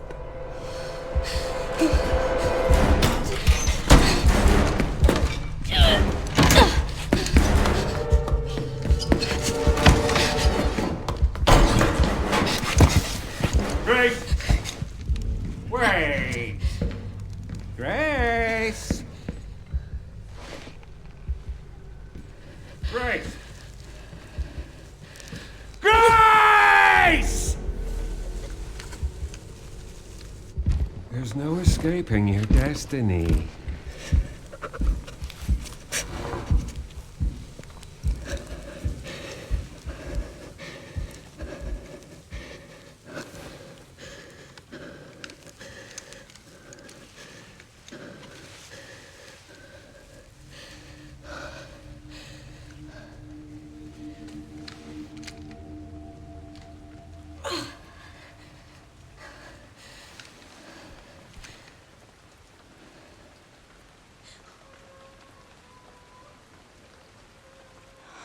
What the fuck does he mean, destiny?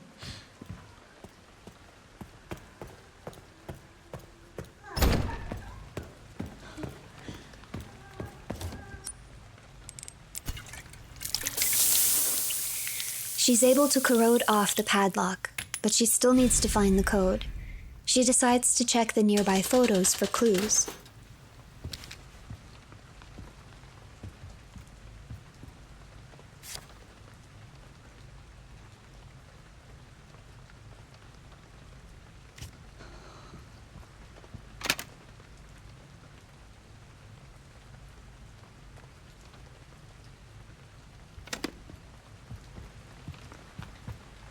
She can only see the box partially in each photo, but the code becomes clear. Star, sun, moon, sun.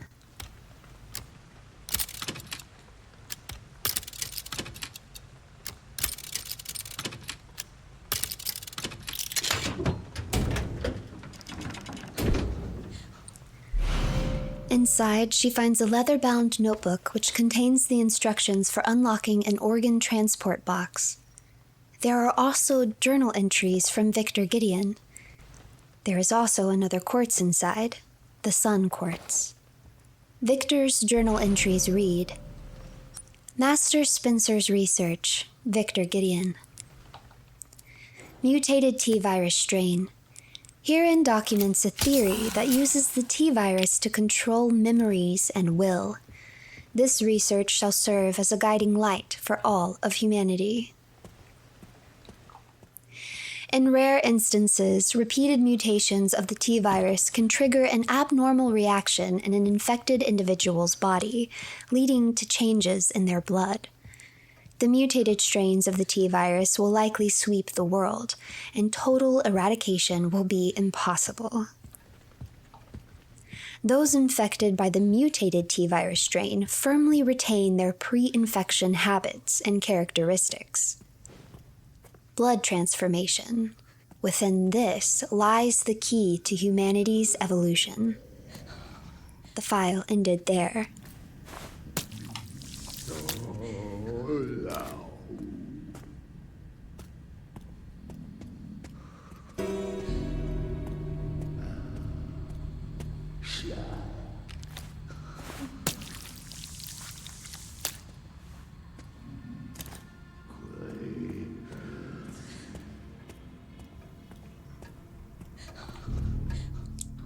She finds another note about safes.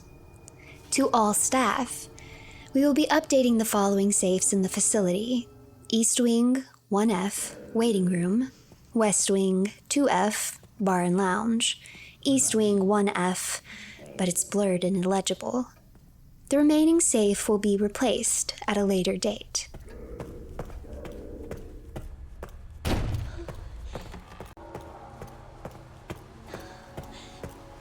She places the Sun Quartz one step closer.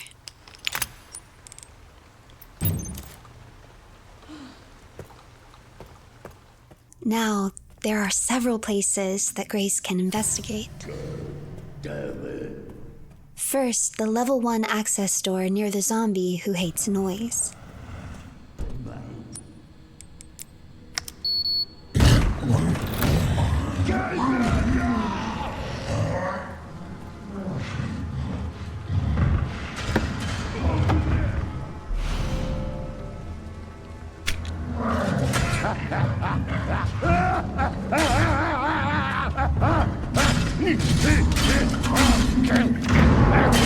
There she finds many helpful items, but almost becomes stuck trying to maneuver around the sensitive zombie.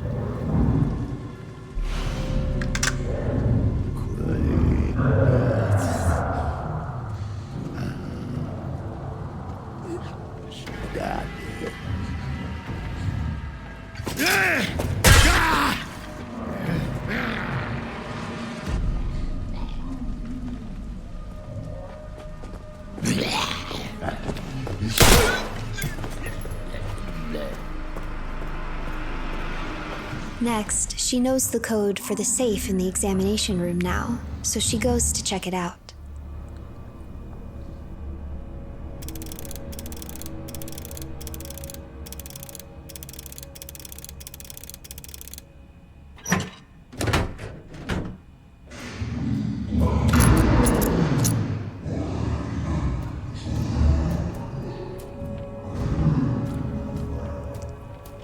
Then, she decides she finally has the perfect tool for eliminating the chef.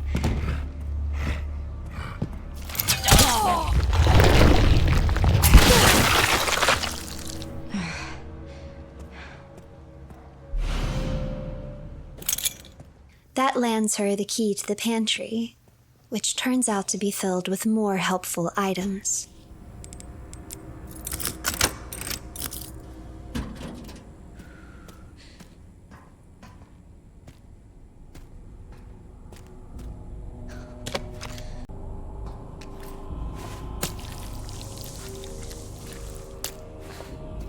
She then returns to the parlor to use her antique coins on a manual that would allow her to override the limitations on her blood collector to hold more blood at a single time.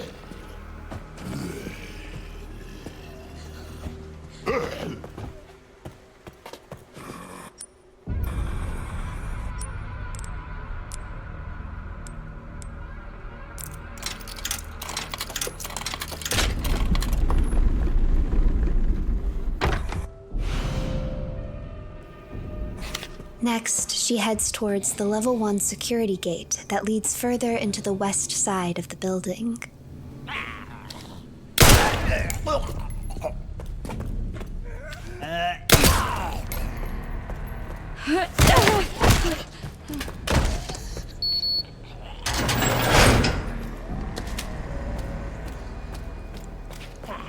Running from the zombie, Grace stumbles into a nearby room.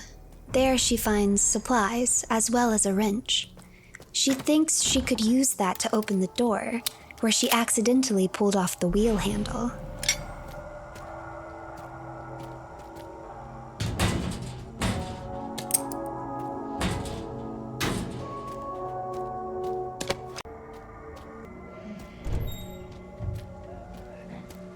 On the wall, Grace reads a posted notice.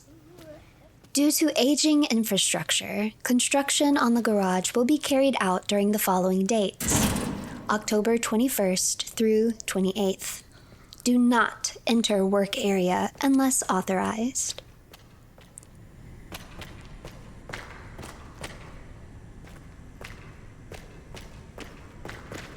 The garage was eerily quiet. Grace finds an organ transport box, and she already knows the process for opening it from the instructions she had found in the lead researcher's office.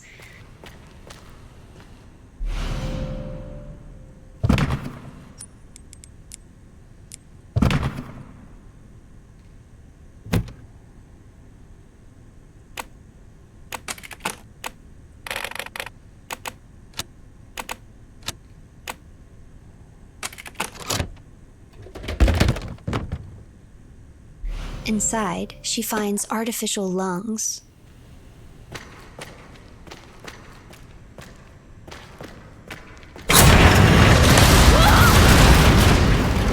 What the fuck?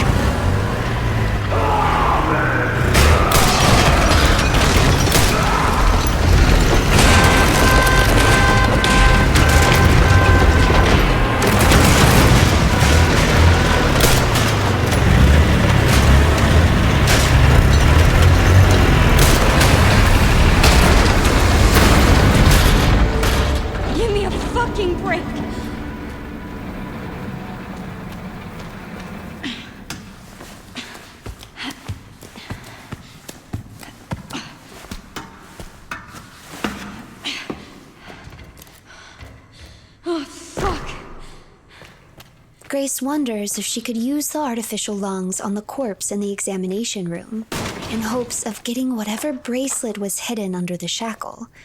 But to do that, she'd need not just artificial lungs, but an artificial heart. So her next best option was to use the wrench on that door to see whatever lied behind it.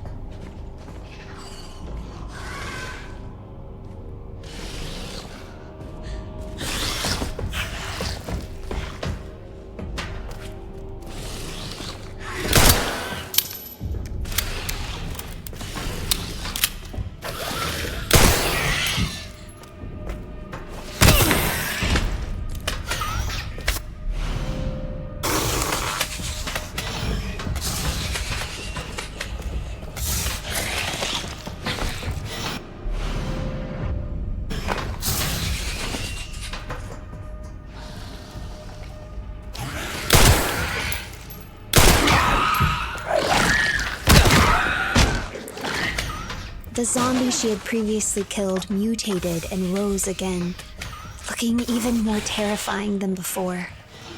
She narrowly escapes, but luckily manages to find an artificial heart. Now she just needs to use it.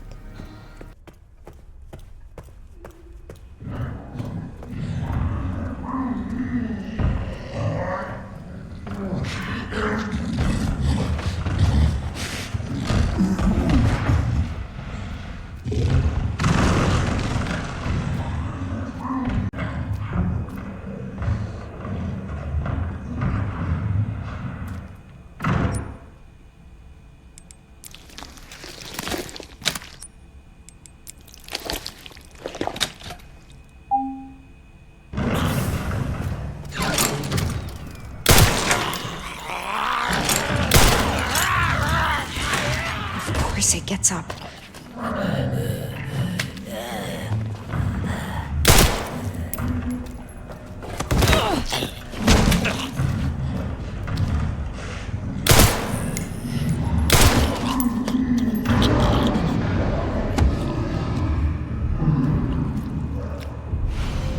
Sure enough, the corpse has a level 2 ID wristband. With this, Grace can enter the isolation ward where the security manager's office is. But before she goes there, Grace decides it might be time to deal with the giant zombie stalking the halls.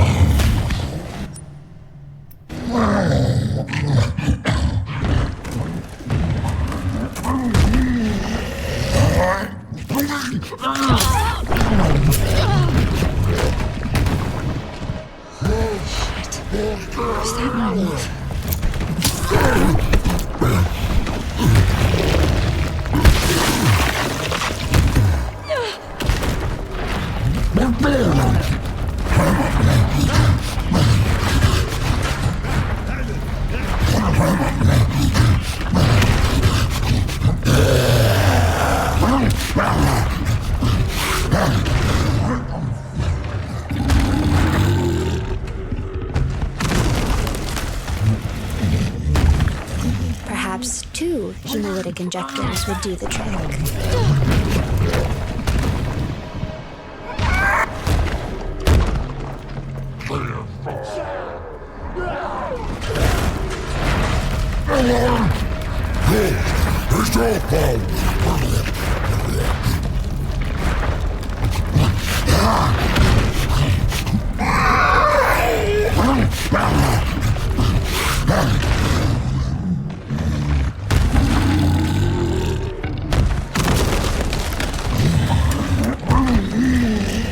Surely a 3rd injection would do him in. What the fuck?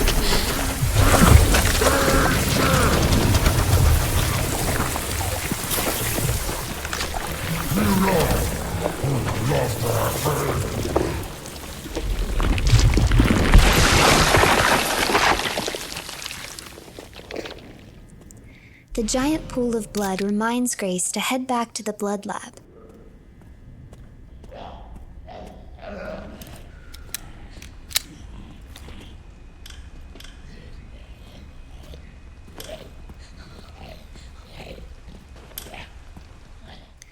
There, she has another specimen to analyze, which teaches her how to make both medical injectors and magnum ammo.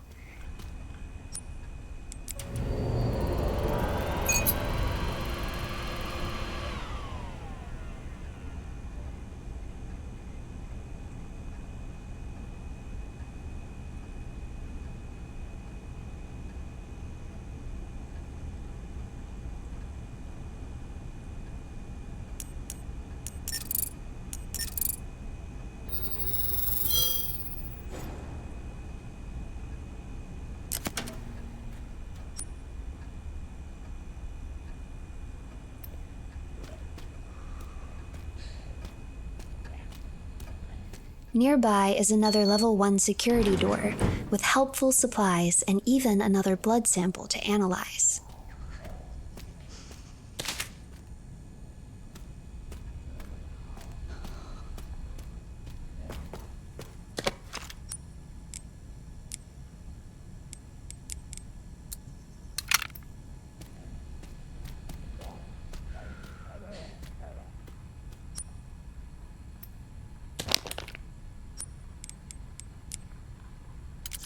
She also finds another journal entry from Victor Gideon.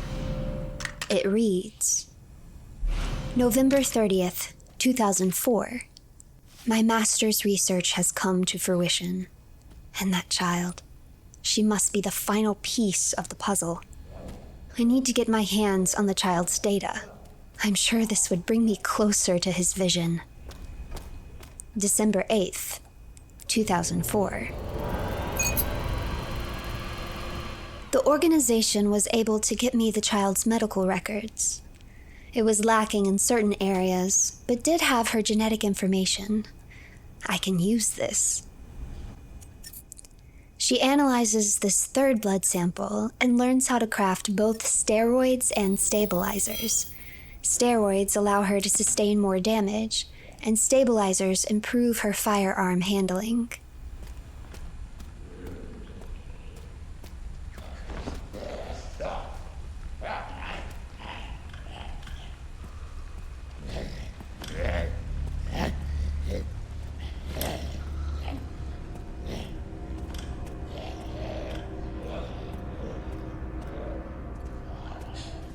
Finally, she heads into the isolation ward and towards the security manager's office.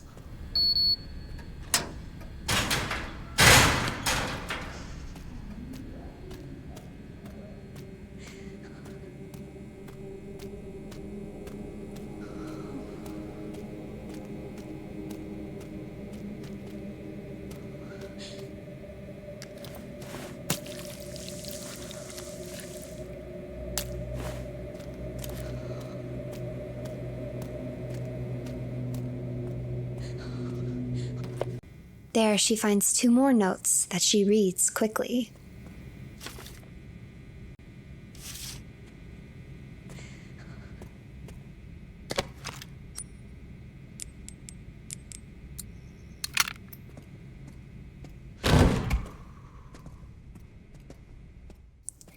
In the office, she discovers a notebook. This must be it. By folding down a page, she reveals what must be the code to the 3rd and final puzzle box. Star, star, moon, sun. The security manager himself is dead at his desk. Examining the puzzle box, only the braille is still readable. I can't tell which button's which. Braille.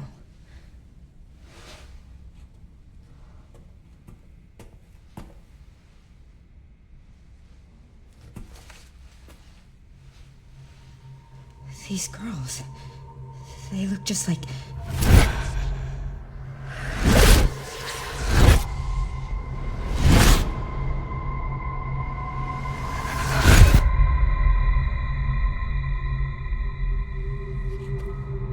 You're the one that locked her up.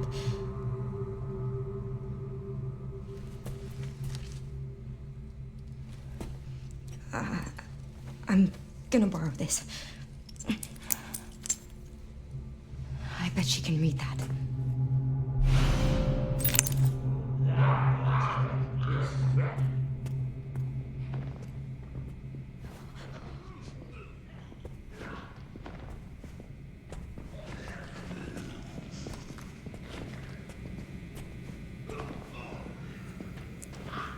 Grace sees several zombies suddenly exit the ward.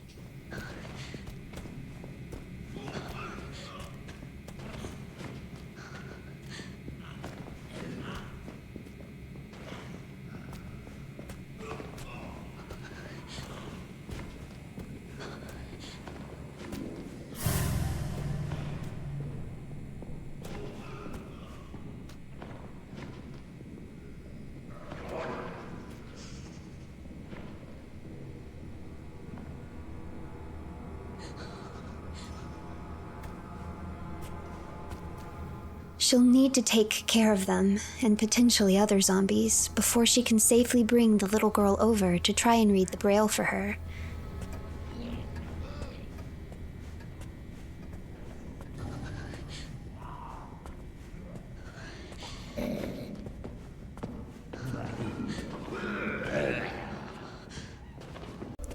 Grace begins to plan a route. There are some zombies she doesn't necessarily need to kill, and some she feels she has no choice but to kill.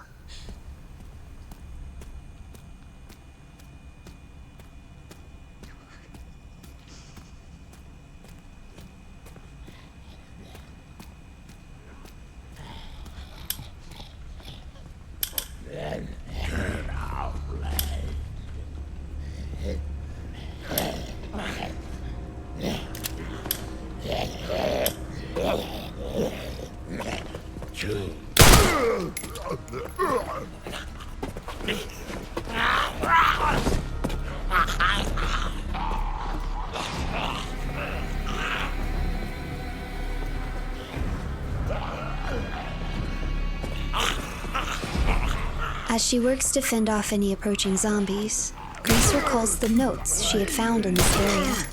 The first read, "Double mutation. There have been a number of cases where corpses infected with the mutated T-virus strain have exhibited rapid tissue regeneration and sudden violent behavior. Analysis of the enlarged tumor that formed on the heads of these patients revealed a sudden change in red blood cell patterns consistent with the pattern found in urine tests. This additional mutation is considered a side effect of the mutated T-virus strain. We have named those with double mutation symptoms blister heads. In rare cases, the tumor was observed to spread from the head across the entire body. If the abscesses covering these individuals burst, the fluids they expel will induce double mutation in nearby infected. Hemolytic poison has proven effective at preventing double mutation. Otherwise, the head must be completely destroyed. Always exercise extreme caution when handling infected corpses. A blister head. That was definitely what she had witnessed by the stairs. So she needs to destroy the heads of these guys in order to prevent any mutation.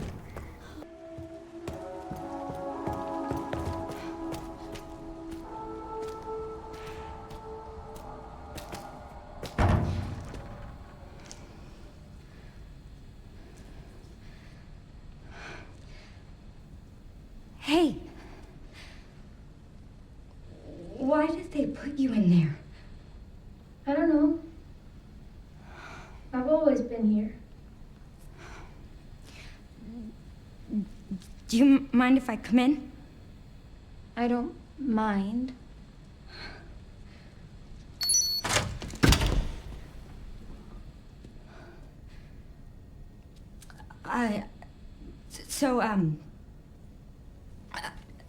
Sorry. I'm with the police. Police? Yes. I'd like you to come with me. Why? I'm Grace. What's your name? Emily? Emily. You like reading? Yeah. Do you think you could read something for me? Please, I really need your help. Okay. Thank you.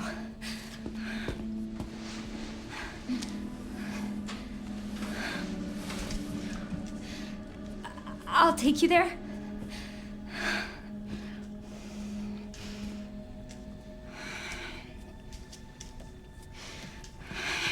There are steps.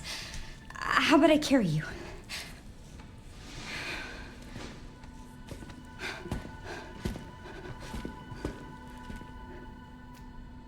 What do you want me to read? There's some buttons with Braille on them. Can you read them and then push the buttons in this order? Star, star, moon, sun. Sure. Thanks. Thank you.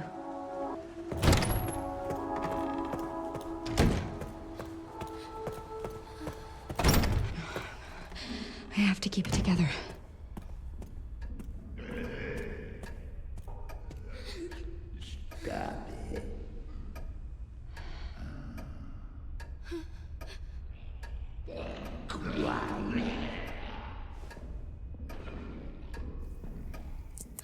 If she's patient, Grace knows she can sneak them both past the zombies in the waiting room.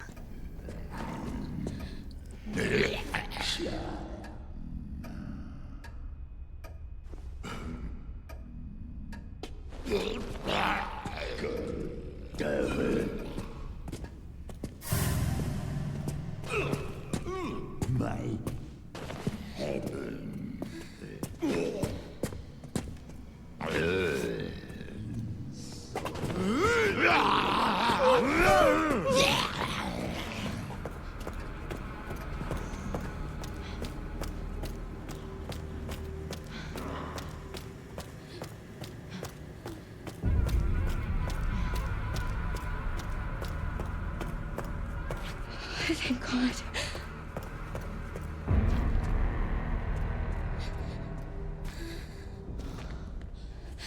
Here it is. You think you can read it? I can try. It's like a giant puzzle box.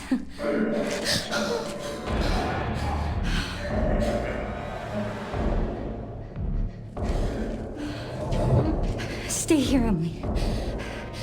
You handle this. I'll, handle that.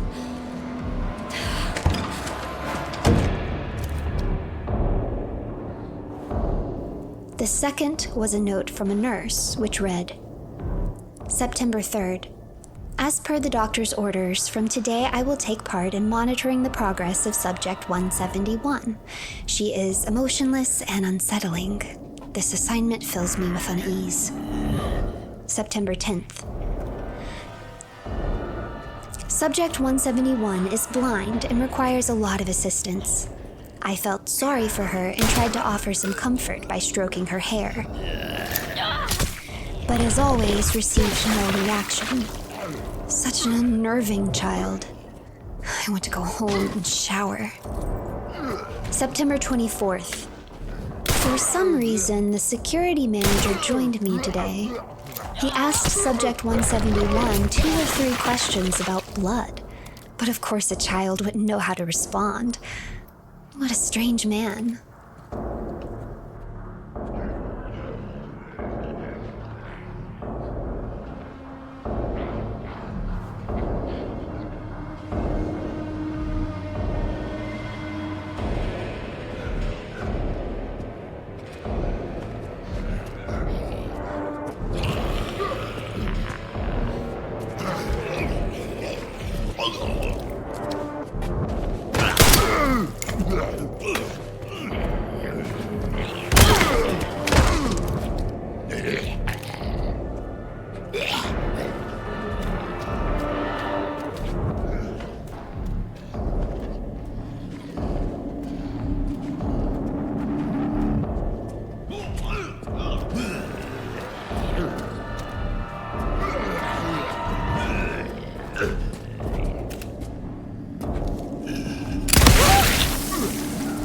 Oh, what the fuck?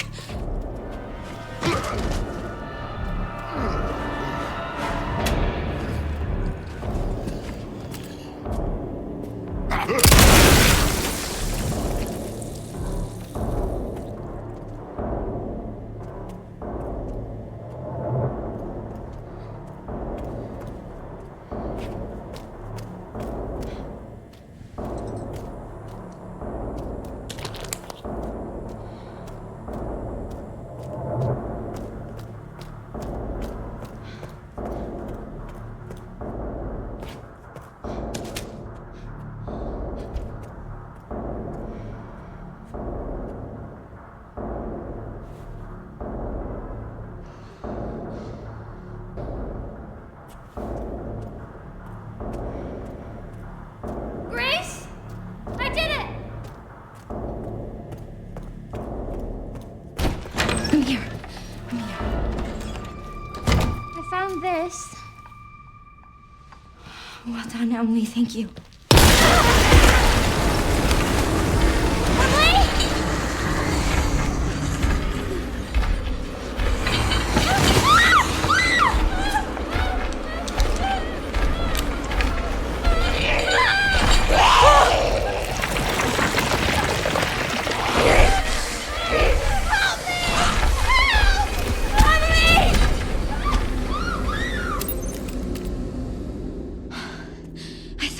Was dead.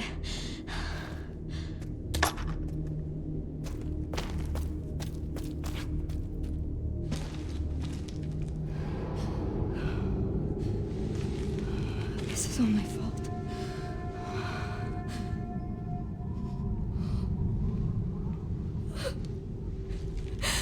I can't just leave her.